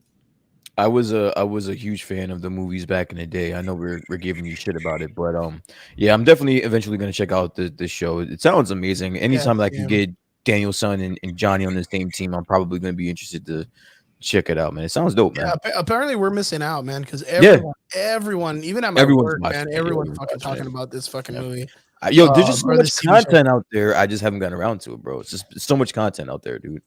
I haven't gotten around. Let me ask you guys something straight up on the whim. How do you guys feel about them coming back and doing a lot of revisits on this shit and like all these old school like IPs and redoing them as like these legacy stories? I don't mind it. Do you think it's pretty cool to go back and do the legacies on them? Yeah, why not? I'm a little torn between the two of them. For some reason, for some of them, it's kind of like, dude, if you're gonna do it, you better do it right. Like, or if you're gonna do it, like, man, you better expand on like what was left unsaid. Things like that. Some things, especially when you just get like a reboot and stuff like that. Like, bro, the first one was fine. I don't need you to fucking tell me the story again. Yep. I had it once. I'm great with it. I'm great with what I had with it and stuff like that. It's kind of them like trying to reboot, the Karate Kid. Well, first and foremost, yeah, you're right. The homie was in China, so he didn't learn karate. He learned kung fu. Yeah, that's cool. There's not a single Japanese kid in that entire movie. There's an interview with Ralph Macchio where he's saying that it would make sense for Hilary Swank's character to come back. Yeah, because they want to make sure that the people that are interacting are people who interacted with Miyagi. Yeah, like the character himself. Where Jackie Chan, I think he plays Miyagi. Yeah, like, but that doesn't make sense. That's a Japanese fucking name in the middle of China. So yeah, that was a very weird take on the IP when they did Jackie. Don't get me wrong, Jackie Chan, that's my dude. Like everybody loves Jackie Chan. He's a fucking. Nobody does not like Jackie Chan. Like everybody needs to just protect with just Jackie Chan for the rest of his life. Absolutely. No, living forever, dude. Immortalize his ass. He's the dude. The Karate Kid movie didn't make a lot of sense. I think with what Jaden did, the one with Jaden Smith, right? I didn't mind it. It was a good movie. I just think they just didn't. They just I didn't need it. Yeah, I didn't need it. They did the Joker. Exactly. Thing. They could have named it Arthur. Exactly. Like I didn't need it. Like, did I need the Hilary Swank one? No, but I'm glad that I had it because I had Patrick Nomura or something like that. What was it? I think that's who like Miyagi's like real name was. It was like Patrick. Oh, Nomura Patrick. Something. Yeah. Pat Morita. Pat Morita. Yeah, Pat Morita. Yeah. Sorry. Well, I mean, there's a lot of. It was nice because but it also highlighted more about Miyagi than anything else did. There was a lot more to Miyagi than there was Hilary Swank's character, in that fourth Karate Kid movie. Yeah, straight up, man. Quick, rapid fire question, guys. Sure. Karate Kid 1 or 2? Which one is better? Ooh, 2 for me. I love 2. I think 2 is really fun. I'm about it, bro. I think the idea of him like going back to Japan. Yeah. What was the little happy things? I had one of those motherfuckers, bro. Everybody had one. You didn't have one. You didn't grow up. You weren't a good kid or something. I don't know. Shit, I was in Japanese. Okay, so small. Brian, I think you'll appreciate this, and you might too, Chris. The honk comes back. Oh No, shit! You serious? Yeah, like the honk, the honk. It comes back. I'm not gonna say when. I'm not gonna say when, but the honk does come back. Oh shit, that's dope. All right, I'm on board. That's fucking weird. I got it. I'm on board. But I mean, it's cool. It's cool. They're just little nods, and that's what's really. That's what I mean, dude. Like it tugs at the right heartstrings. Like it's not like I'm gonna give you nothing but nostalgia, and we're basically gonna highlight the movies all over again and just drench you in that with nothing but oversaturated, retellings of the first 3 movies. No, but going back to Cobra Kai, they have referenced the Karate Kid 2 characters, didn't they? Like the Japanese characters, like they come out in it, don't they? A lot of them, yes. The ones that were in part 2, like the chick, I think Kimiko. So Kimiko does. I forget, they brought us some fucking heavy hitters. The guy that he fights, comes out as well, and even the little girl that he saves. Really? Oh, yep. Fuck, that's cool. And as a matter of fact, it's because of that little girl that he's actually able to get funding to keep his dojo? Business going. Or what is she, like a millionaire or something like that? She happens to be like a hedge fund manager. And, of course. And because of that, like she sells NFTs, bro. Yeah, so she's able to like divert money. She's able to like become an investor for him. And you're gonna tell me that Daniel San is a fucking villain? Vince, I swear to God, it's like once a week. You always ask whatever topic. Yeah, whatever we're talking about, he wants to know what franchise is gonna be a crossover. So now for Cobra Kai, Matrix, The guys. Matrix, fuck out of here, dude. Can you imagine Danielson? Dude. You're killing me, Smalls, dude. That was that shit earlier in the week. Robert in the chat puts fucking Ryu and Ken, dude. I was like, fuck out of here, Robert. Danielson and Wire Fu is hilarious, bro. No, you know what? Like straight up, I would watch either the kickboxing franchise or Bloodsport or The Quest. Those 3 movies were like, if they can cross those over with I'm Bloodsport. The problem with that is fucking Daniel Russo and Johnny Mnemonic or whatever the fuck his stupid name is, the loser of the squad, don't actually know martial arts. So if you put them in a movie with actual martial, they're gonna look silly as fuck, dude. They're gonna look silly as fuck. Bro, what are you talking about, dude? I really it's think the crane kick. It'll be fun. Dude, I'll tell you what. If you bring out season 5 of The Karate Kid, and it just so happens that Tung Po opened up a kickboxing school down the street from Kickboxer, the first Van Damme movie, that weird Thai guy that's all like fucking weird eyes and the long ponytail kicking the cement pillar in the building and shit. Yeah. You put that dude down the street from fucking Miyagi-Do or whatever, I'll totally be 100% behind Kickboxer or Bloodsport? Kickboxer. Because Frank Dukes for making up all that shit. Tricks. Yeah, Kickboxer. Yeah, because Frank Dukes is a real dude. I don't care. Bloodsport is the fucking shit, bro. Oh no, don't get me wrong. Bloodsport's a great movie. But I love Quest, like literally claimed that was his real life. Okay, yeah. He's a real dude that tried to make that shit up and make like other martial artists of that time. He even brought real martial artists. The Muay Thai kickboxing dude in Bloodsport is a real Muay Thai kickboxing champion who didn't know that Frank Dukes was gonna go after and make a whole fucking bullshit story of himself being like the greatest champion of martial arts of all times. It's a fucking movie, bro. No. Frank Dukes is a real guy. But Frank Dukes was like, but I did all these things. That literally made the movie Bloodsport, saying that was his real life and started claiming championships. It would be like Daniel Russo claiming he was the UFC champion and beat Adesanya Asanya or whatever. You'd be like, fuck no, you didn't. He beat Nate Diaz or whatever. Nate Diaz gonna be like, let me catch his ass, dude. Let me catch the Karate Kid slipping at Walmart. I'll slap the fuck out of it. I'll slap his ass. Him and Nate would be like, yeah, dude, they'll catch him at the local Y, dude. They'll fuck him up. I don't know, man. I think Kickboxer or Lionheart, dude. Any Van Damme Lionheart. movie back in the day. Any Van Damme movie back in the day during that time would be fucking. Bro, Universal Soldier, dude. You guys are slipping. Super Cop, maybe Super Cop. Yeah. Oh, dude, Time Cop. Time Cop, that's what I meant. Time Cop. Fucking have Van Damme go to the future. No. Fuck that. Double team, bro. Him and Dennis Rodman, dude. Cyborg ass. Oh shit, I forgot about that, bro. Man, y'all are slacking, bro. Expendables 2. Expendables 2. Bring all the no. I got it. Street Fighter. Yep, Rob said it. Street Fighter. Yeah. Yo, what about Best of the Best? Oh, I really like that movie. What I did not like is that in all the other ones, it does not highlight the original crossover. It doesn't highlight the original like protagonist of the film. I miss Best of the Best, bro. See, like we all like because I really thought it was about that American guy with his son. Like I was like, yeah, dude, sick, right? But then it turned into like, no, it's about this Asian guy who lost his brother. Are you talking about the Best of the Best movie? Yeah, dude. Best of the Best was super good. The reason why it would work really well is because they're all about the karate tournament scene. It's on Netflix right now, by the way. Yeah, but the reason, Best of the Best literally is about a karate tournament. Or No Retreat, No Surrender.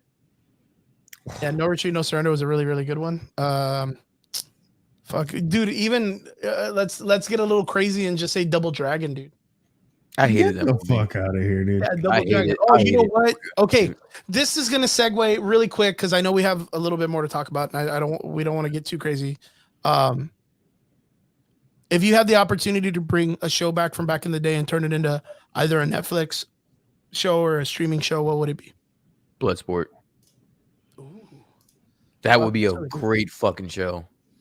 But of course, probably not about Frank Dukes. Like name it about someone else or something. I don't necessarily need. Yeah, I don't necessarily need. Yeah, I get you. To the point, but yeah. See, and I would have said Kickboxer, but they actually redid Kickboxer with Dave Bautista, and it was trash.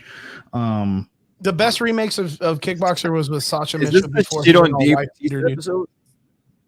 Sasha Mitchell. Remember Sasha Mitchell? Yeah. Yeah, the dude that was Cody in Step by Step or whatever. Mm-hmm. Or Cody and Family something. Oh, I remember that kid. Yeah, that dude beat the shit out of his wife. Yeah, he was a Muay Thai kickboxing fucking champion, but he used to have like violent rages. He's okay now, but yeah, he was. I don't beat her when she said when she sounds up though.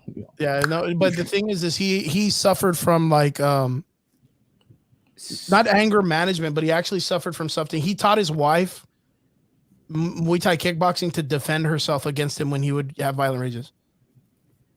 It's a very complicated situation. Very, very complicated. But from what I've heard, like I followed him a while back. He's like a bodybuilder. He got real built. Like, yeah, he's got his whole life back, and you know, he did some crazy shit. But yeah, he did Kickboxer the movies. He did a really fantastic job in those movies. Had a really rough life. Trigger, what about you? And this is any film, anything from the 80s, 90s that you think should have a prominent streaming series or reboot. It's a good ass question, man. I have the wildest shit that I'm gonna fucking blow both your motherfucking minds with, dude. Dude, I'm trying to think, dude, but like a lot of the stuff that I would say has already been done. Marionette all the Golden Girls. CG all their asses back to life, dude. Ah, fuck, God dude. damn. I don't know, man. I'll go after you. Okay. I'm sorry because I got two. I think Rob is dead serious. I'm sorry. Yeah. No, he knows. It's a good show. It's a good show. But I got two of them. One, Short Circuit. Oh shit. And two, Warriors of Virtue, the kangaroo fucking movie. Nah, dude. No, man. Fuck that. No. You can stop at Short Circuit. I am in. Yo, and tomorrow I woke up and there was a series for Short Circuit. I am all fucking in. Dude, wouldn't that be a fucking right now? Wouldn't that be a perfect fucking franchise to go back to? Bro, I don't know if that would age well because that robot looks like it was made in the 80s. It still works, man. Like if you go back and watch it, I mean, yeah, like Brian, did you see Warriors of Virtue? Kind of comedy about it? I don't know if it works. My guy, you're slacking, bro. I'm slacking. I'm a macking. I'm sorry, bro. I have no idea what you're talking about. It's still a great film. It's like, so for good. what it's worth, so bad it's that it's literally one of the great. greatest stories ever told because of the whole like no disassemble, let me go live my life. I want to be free. Like that's like wait, no, you're talking about short circuit, but Yeah. Strix, what are you talking about? I was talking about Warriors of Virtue, guy. Oh, dude, wait. It sounds familiar. Hold on. Yeah, I because sent it to you. I put it Warriors, and that was the first thing that came up. But yeah, we were talking about this, right? Because I already like 2 have weeks ago. I was gonna say because yeah, that's right. Because it was already in my search engine and it popped right up. Yeah, I haven't seen this movie. We talked Warriors about of Not too Virtue much. is this like Ninja Turtle story, but with kangaroos that are all like a.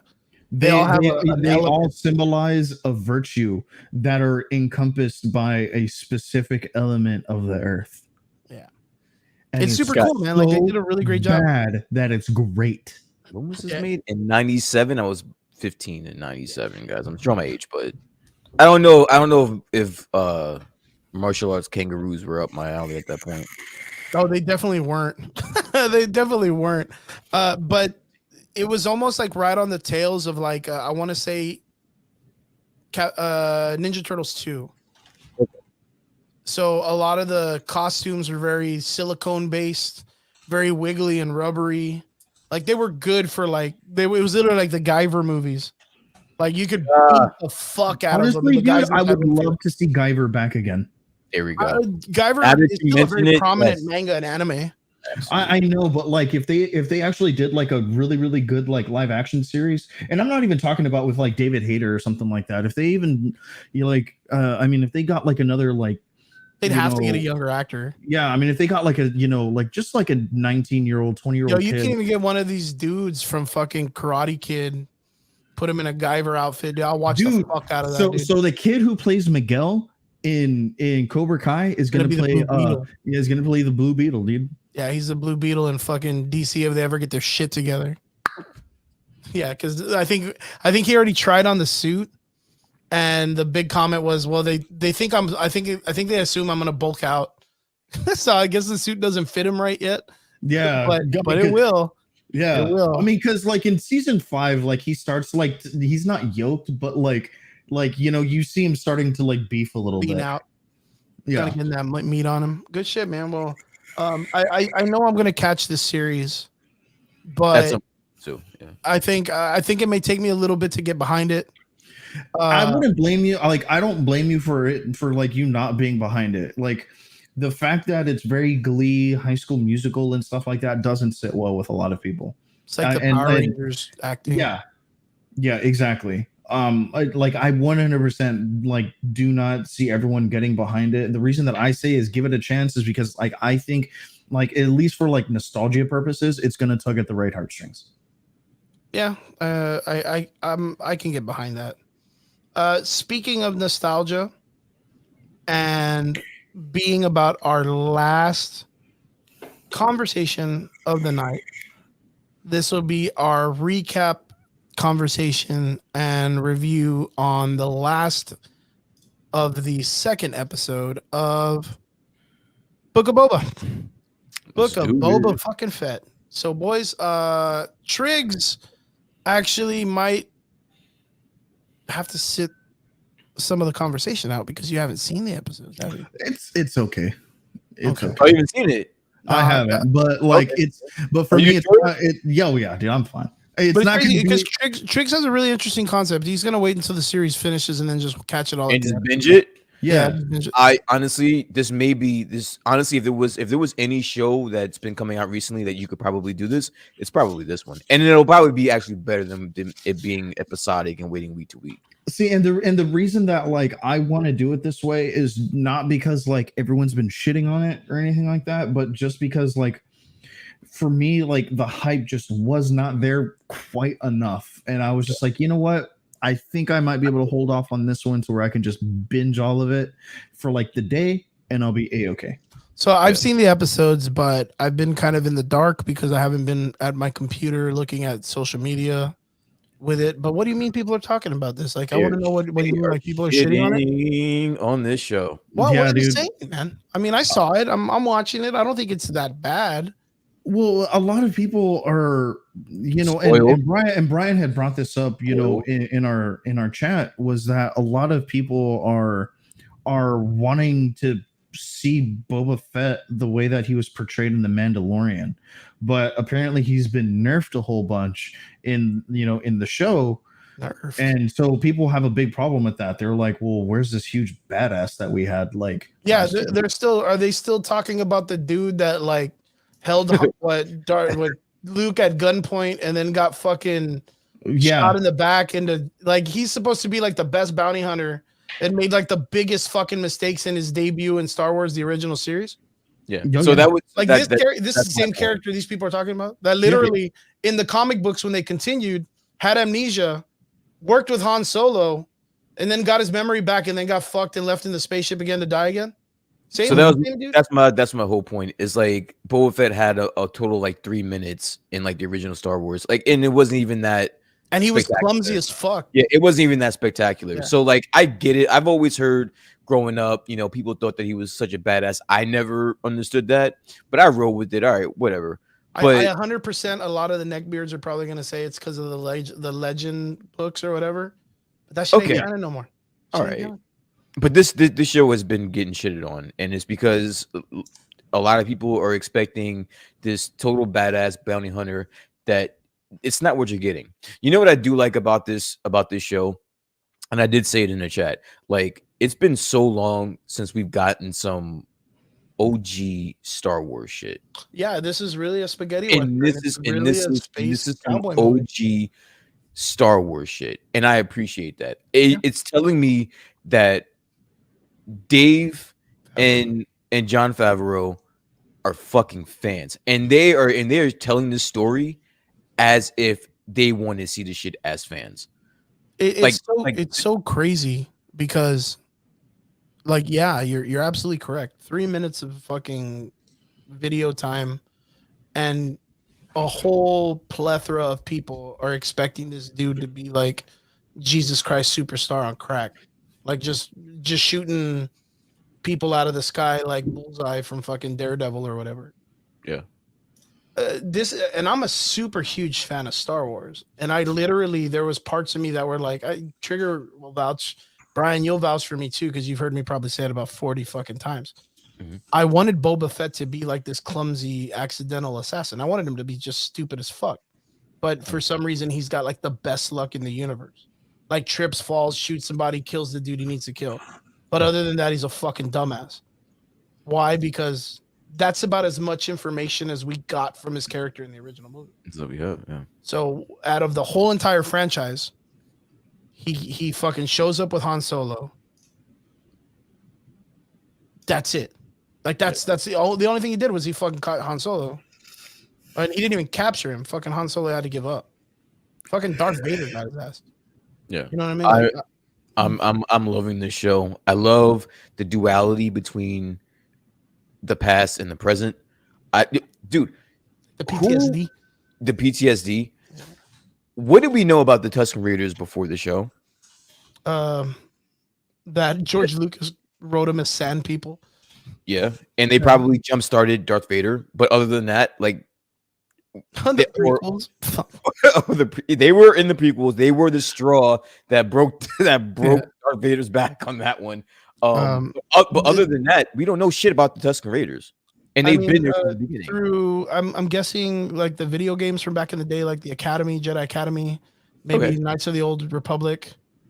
You'll probably get a little bit of backstory claiming that they're like a tribal people. They're like the Indians of the Star Wars universe. And they're expanding on that only as hardcore fans would do. Only hardcore fans know that about the Tusken Raiders. Yeah. They are elaborating on that. And I didn't know I needed that, but I'm here for it. Yo, intrigued. I think you'll appreciate this episode because there is a really interesting nod to them being like Dune, with them selling spice and being of the sand ocean or whatever.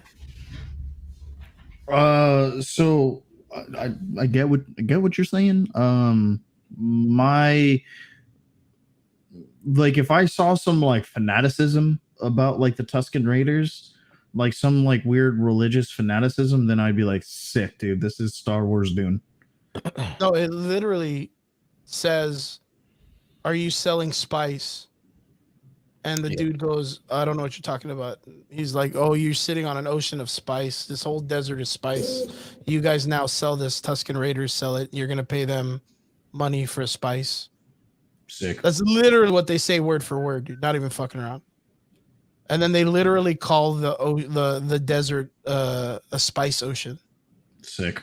And I was like, "Oh fuck, that's like straight out of Dune, like 100% Dune." I didn't even know you could smoke the fucking sand in Star Wars or whatever the fuck it was. Like, I got it that was the whole thing of Dune, where like the sand like has a chemical in it that kind of like fucks you up or whatever. I didn't know it was like that in Star Wars. These fucking people are driving around that shit all the time. Like fucking, yeah, it's fucking wild. It was super. They're being this episode or this series itself is being true to its core, to its nature, and also giving hope for the future. Like in this episode, we got a reveal of a character from the comics that a lot of people who I personally wasn't too familiar with, but after doing some research, he seems like a badass. And I'm talking about the Wookiee Black Krrsantan. Oh yeah. So it's like they're giving subtle. Again, only major fans would be able to put this character in this type of a show, and then not only that, but it opens the door for so many other things. Like this character, this Wookiee, has a relationship with Obi-Wan, so we may be able to get like an Obi-Wan nod. He's got some relation to Darth Vader. He's got some relation to a lot of people, and there are rumors that other characters from the Solo movies. I don't want to spoil that for anybody, but like just a lot of things are on the horizon for the show, and I'm excited. Like, fuck what anybody else is saying that it's too slow or they expected this character to be such a badass. Even after the first episode, I was like, I just hope he doesn't get tanked every fucking episode. But I'm digging it. I like it. So in the first episode, the fight scene was very disappointing, right? With the guys with the shields. Yeah. I think we all kind of came to terms that we knew that they were going to be people working for the mayor, because where are you going to get that type of technology in the middle of a desert, right? Yeah. They introduced the mayor. They end up saying, well, maybe you should pay attention a little bit more because it's not the mayor, it's someone else. Which is total bullshit. Yeah. It was totally the fucking mayor. But they end up really doing a really interesting fucking sideways thing when they introduce the twins. Hell yeah, bro. Because if you're an understanding of the Star Wars franchise and the Star Wars IP in general, the Hutts are a huge mob family. Mm-hmm. And they brought in the nephews of Jabba the Hutt, the twins, the younger ones that are trying to come and take over his territory. But Boba's already kind of stepped up. The Hutts kind of show up, and it's very interesting because they really do touch base on how big the Hutts are. Because originally when we watched it as kids, we saw the Hutts and we were like, wow, that's a fat dude or whatever, like, haha, he's so fat or whatever. But in the comics and in the legend stories and in the movies and the video games and stuff like that, they've really touched base that they are really huge in the fucking universe. They've even had Jedi Hutts, they've had Sith Hutts. Even the way Finnick says it when she says, well, we can't get permission to kill him. Yeah. Like, who the fuck do you got to ask in a desert if you could kill these two fat fucks? But you know what? I like the fact that she said that to him, and Boba Fett just stood his ground. He was like, I don't care. I don't give a fuck who you are, bro. Like, I'm here now. So if you want to have a shootout right here in the middle of the fucking street, I'm down for that shit, bro. They're building this ruthlessness to Boba Fett's character, which is understandable and cool. It's cool. He's a warrior, but he's very. I think that's why this episode was important, because it showed his understanding of tribal knowledge and his importance to that tribal essence, like being into that raw nature of You're either a warrior or you're not a warrior.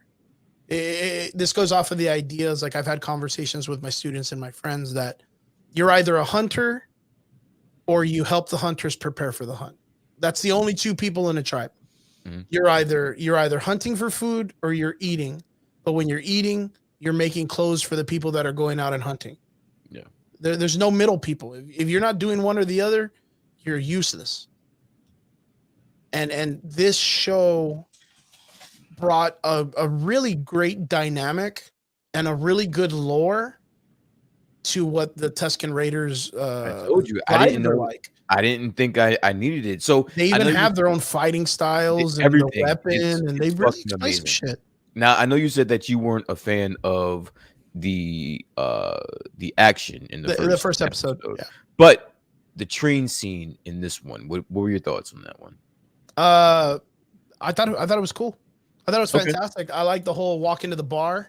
I like him starting those dudes. Yeah. I like him taking the shot right after. It was very fucking Cowboys and Indians, very old school cowboy movie. The train heist idea, and then the introduction to the one female character or the one tribal character that kind of gets into the train and just fucking beats the shit out of everyone. It was literally an old school cowboy movie robbing a train. Yeah. And I loved it. I thought it was great. I think what this season is doing right now is I think they're doing the idea of Boba Fett, the bounty hunter, justice. Mm-hmm. Because a bounty hunter, it would be like playing the video game Red Dead Redemption. Yeah. Like you're a cowboy. It's literally what you are. You're just in the Old West. You see a wanted poster, you go get that shit. That's literally what Boba Fett does. He's not a villain. He's a bounty hunter. It's like fucking Dog the Bounty Hunter. Like you don't look at Dog the Bounty Hunter and be like, man, that guy's evil. Yeah. That guy's a bad guy. No, he just gets paid to go do shit. But they're willing to do some mean shit to do it. Boba versus Mace Windu in the final episode. Who wins? I doubt it. There's no reason. Who wins? Who wins in that fight? Mace Windu. If he fucking survived that shit, if he survived all of this, what do you think? Boba Fett got his fucking tanked by guys with a bunch of shields, man. In what reality? Let's just say that we live in a alternate reality, and this does happen.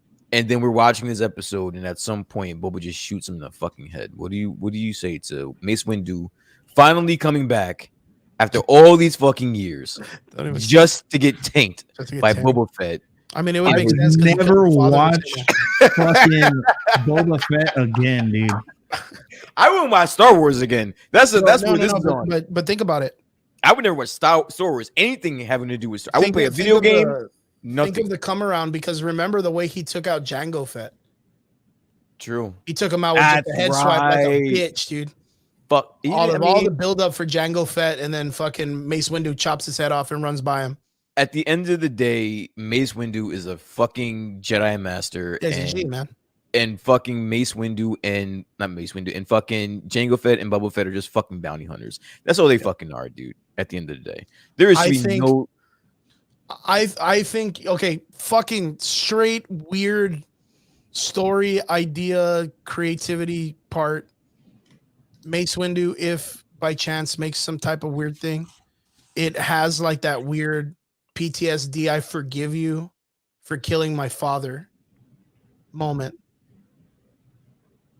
Yeah, I don't know if I can forgive him for killing my father. Well, no. I know, because that's the idea of the torment of the character. Even right now, the PTSD is like he remembers that scene of, grabbing his dad's head in the helmet. He remembers. That's some traumatic fucking shit. Just imagine if Mace Windu shows up as the boogeyman in his life, only for him to realize that being a better leader is to lead correctly, and then say, well, you know what, that was almost like it would have that deep tissue, that deep hurt or cut, like the veterans that go back to Vietnam and go back to see the culture and meet the people and even meet soldiers. Like when you see World War II veterans go into Germany and meet German soldiers, and when they meet each other, it's almost like they're like holding hands. They've been lifelong buddies, because it wasn't because they hated each other. Yeah. And I think it would be, man, can you imagine if they did some dynamic ass shit for no reason in the Boba Fett show like that? That would be heavy shit. That'd be super heavy shit for me. I'd be good writing. That'll be good writing. Okay, real quick and simple, guys. Let's call it. Triggs, I know you can't really give me a rating on this, but Brian, this episode so far, the episode itself, and then an overall number sense 1 through 5 on the Book of Boba so far. I really like the train heist scene. I'll probably give this episode an 8 out of 10. And I'll probably give the episode I didn't really like the first episode, but I did like the second episode, so I'll probably give it like a 7.5 as a whole. Yeah, I feel like that. Yeah, I'm in the same boat. I think this episode was probably the strongest one out of both of them so far. Still fairly early, and I think we're getting like 5-6 episodes maybe. Yeah.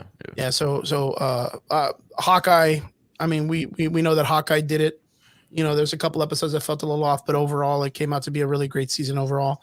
I have a lot of faith in what's going on in the series. I like what they did with the Tusken Raiders. The train thing was it was a very big difference, even on the CG spending on what they did with the first episode. Yeah. So, and then even in the introduction of the Hutts, like there's some big movements that are going on. And you know what was even crazier is you said it already before that there might be a possibility of like introductions of characters coming from different IPs / maybe like Solo / Obi-Wan. There is a discussion in this about the gang where they talk about the people in the train and who they work for, which gives a pretty big nod to I think, and this is just theorizing, to the gang that the Vision dude, Paul Bentley, was in the Solo movie. Okay. Yeah. So like, I think that it might be playing a factor into that gang that he was in. I don't remember, like the Red Lotus or something. I think it was something. Like that. I remember being. I think they're gonna. Man, that's a possibility. And then that could be a really cool lead-in for them bringing in characters from the Solo movie that have aged up into what they are now. Have I ever asked you what did you think about the Solo movie? No, you never. I liked it more than people gave it credit for. I liked that movie. I'm sorry, I liked it.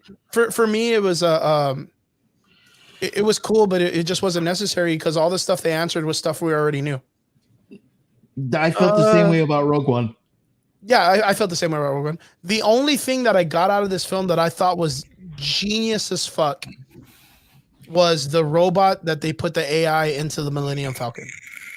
Okay. The reason why is because now you can ask the question: do you think he was the one that did the race or whatever? No, that Luke, the robot that helped him win the race. Now you can ask the question and say, well, maybe this is why Luke and Rey both became super good pilots of the Millennium Falcon real quick. It's because the ship has AI in it and it helped them. It helped them because all of a sudden Rey was fucking. Whoa, who's that? What was that, Solo? And it's Rey in the fucking thing. And then when Luke was flying it, everyone was like, oh, you're such an awesome pilot.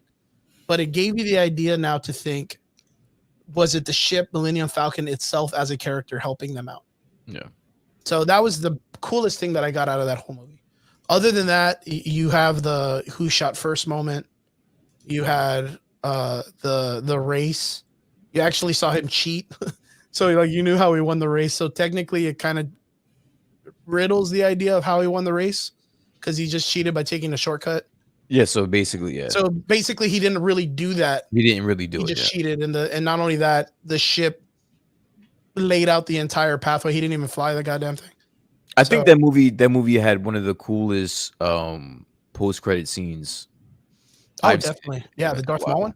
Yeah, definitely. That was fucking awesome. Yeah, definitely. Hell yeah, because it builds on that whole entire like the Rebels cartoon, and it builds into that aspect of it, continuing the story even deeper and deeper and deeper. I like the character design of the female, the one that ended up being Flag Smasher. Yeah, and I loved her fucking character design. I loved all of their character designs. Just that whole nuance, real techno hard surface look was super amazing. Their helmets were great. The costumes were awesome. Lando Calrissian was such a Childish Gambino played such a fucking. He was a little bit annoying. I'm not gonna lie to you. He was kind of annoying, but he was spot on Lando Calrissian. Super amazing stuff. I dug it. I'd probably give it like a really hard 7, maybe a good 8. Okay, like a mid 8. I'm right there with you. But For the that Boba movie Fett got franchise, shit on, bro. I'm probably gonna give it the same rating you have. I feel like this episode was an 8, but I feel that the series right now, the first episode was very soft, and I feel like it didn't hit hard enough for really to give me like a all right, let's go. With the sense of how Trigger's handling it, I feel like with the first episode, if the next episode doesn't pick up super crazy, I feel like I could do what Trigger's doing and just wait for it to finish and then just catch it like in a couple. Tricks, you haven't watched the first episode or nothing, right? You haven't watched anything? Okay. No. Yeah, no, I'm totally with you. Like I was saying it earlier, this is probably the show to do that with. Okay. Vince, okay, last question of the night, guys. Worst Star Wars character. Jar Jar Binks. Oh, dude. You didn't even give him a chance, dude. And that was just saying that to me. I got that off the top of my head. Fucking Trigger. What about you, dude? Jar Jar Binks? Jar Jar Binks. Man. It was like that accent pissed me the fuck off to no end. Yo, man, my worst fucking character in the Star Wars franchise is the fucking cow that we got in the fucking thing where the guy was drinking blue milk out of its titty and shit like that. Yeah, that was the worst.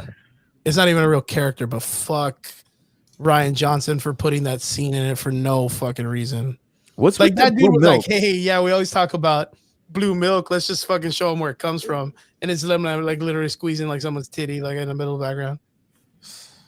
It was the worst. And not only that, Brian, Rian Johnson paid high money to have a puppet, not CG, do that shit. And he flew that puppet onto that island just to do that scene. I mean, if you're gonna do it, man, do it. Yeah, you fucking do it like Rian Johnson. It's gonna be my saying for everything now. Hey, if you're gonna go, like dude, you're gonna fucking slim turkey, man. You're gonna do it all the way, man. Yeah, you're gonna go fucking no glove. You can go Rian Johnson with him. I don't know, man. That was like the worst character for me. I mean, but I get it though. Jar Jar Binks' character was really, really hard to get into, but I think that character took that whole underwater of it being a child's film. Yeah, that whole I don't even remember what the race was. That underwater from Gunkin. Yeah, Gunkin. Right? Yeah, I know my shit. That was rough. They're annoying as fuck, dude. Yeah, that was rough too, dude. Yeah, that was really bad. That was rough. It was the weird fucking thing. Yeah, that was rough. Vince is like, wait, one more question. Favorite Star Wars character? Oof. Go. I need to hear this from you guys first. Galen Merrick. Oh, is this throughout the entire IP? Everything. Oh, wow. Ooh, yeah, no, this is rough. I can't just answer this. I like the worst. I got it off the top of my head. Yeah, Galen Merrick. Favorite. Dumb as fuck, dude. Fucking dumb like a fucking. Favorite character throughout my franchise of Star Wars would have to probably be Chewbacca, but the comic book variation. I gotta go Luke, dude. Yeah, well, that's a good call. I gotta go Luke. Like I know that's the most generic, and trust me, don't take my Star Wars card away from me. But I know my shit. But for some reason, like what got me into Star Wars was Luke, bro. Like that's what kept me. I get it. Like that's what kept me in Star Wars. It wasn't Han Solo was cool. I guess that would be my second up, my runner up. But like it was Luke that kept me in the movies. Mine's gonna be comic book Chewbacca because of the way he goes out. He gets killed by a fucking planet smashing into another planet. Like he's literally looking up as the planet like smashes into his. Yeah. Like he got killed by a planet. Chewbacca in the comic. Yeah, Galen Merrick. Galen Merrick, okay. Cool. Galen Merrick. That's Star Killer, right? Yep. Yeah. Oh, good call. All right, man. Well, you heard it here, guys. Those are our favorite characters. Chewbacca in the comics, Galen Merrick, and Luke Skywalker. Good fucking names, dude. That's the three right there. Guys, everybody out there. Going back to our original conversation, how do you feel about the Flash film rewriting the entire DC film universe? Do you feel it's justified for it to delete the Snyderverse? Do you think Warner Brothers would literally use that film to delete the Snyderverse off its existence? Or do you think they shelve the idea on the top, leave it alongside for them to be able to come back to and use whenever possible? 2. What else did we talk about? I can't even remember all the crazy shit we talked about. How do you feel about the Thor Thor poster? Yeah, man. How do you guys feel about the new costumes? Are you guys excited for what they look like? Are you excited for the color scheme? What do you think about the color scheme? And of course, to see Jane Foster lift the new Mjolnir. How do you guys feel? And how do you feel? Here's a question. How do you feel the reason is that the hammer comes back together? Because it's not solid. It's opened up and you can still see the power leaking through cracks of it. How do you think that happened? How do you feel about the Guardians of the Galaxy 3 bringing in the High Revolutionary? Is the High Revolutionary a character that we should delve more into so we can get some more knowledge about it and see where the film goes? And how do you think he's going to be interacting with Adam Warlock in the film? How do you feel about Cobra Kai? Do you recommend it? Do you think it's something that me and Brian would really get behind? Do you think it's something that we're going to like, or do you think it's something that we're going to get bored of? And last, and don't let Triggs be the only person out of all of us watching this shit. Put it in the comments how you guys feel about it. Mm-hmm. And last but not least, how do you feel about the Book of Boba Fett? Are you guys enjoying the series right now? Is Star Wars coming back?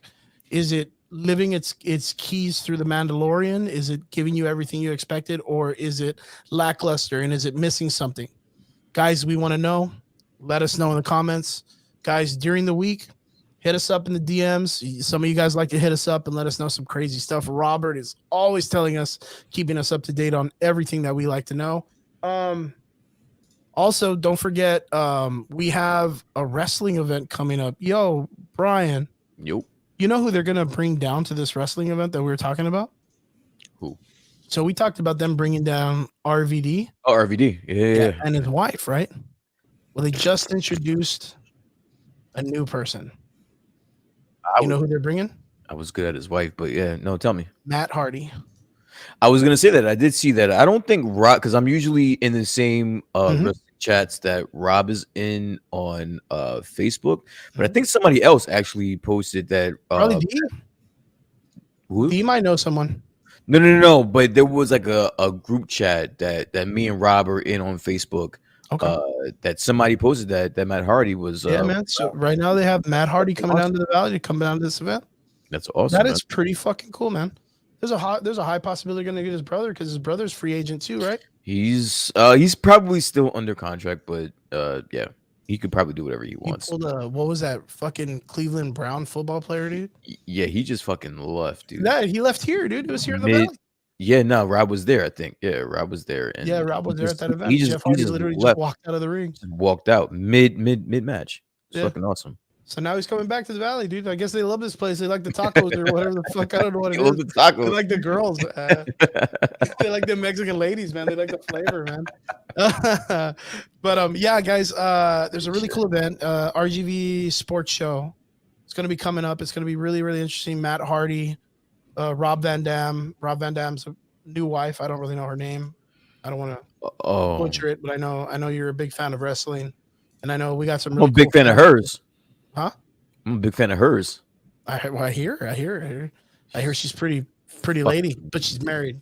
Fucking hot.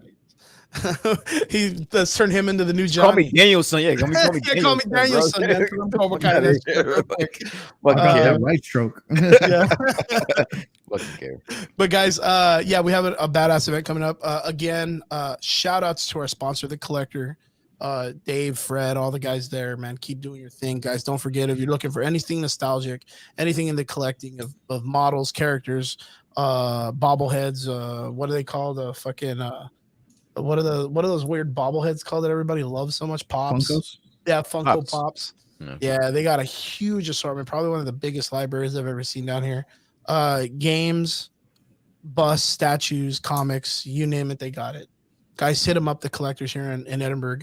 And yeah, thank you guys again for tuning in, coming in, checking out our first show of the new year. I felt like it was already fucking ever that I got to talk to you guys. What a crazy fucking week. We hope you guys are being safe. Be smart, be courteous, wear your masks. Don't be sneezing and coughing on people.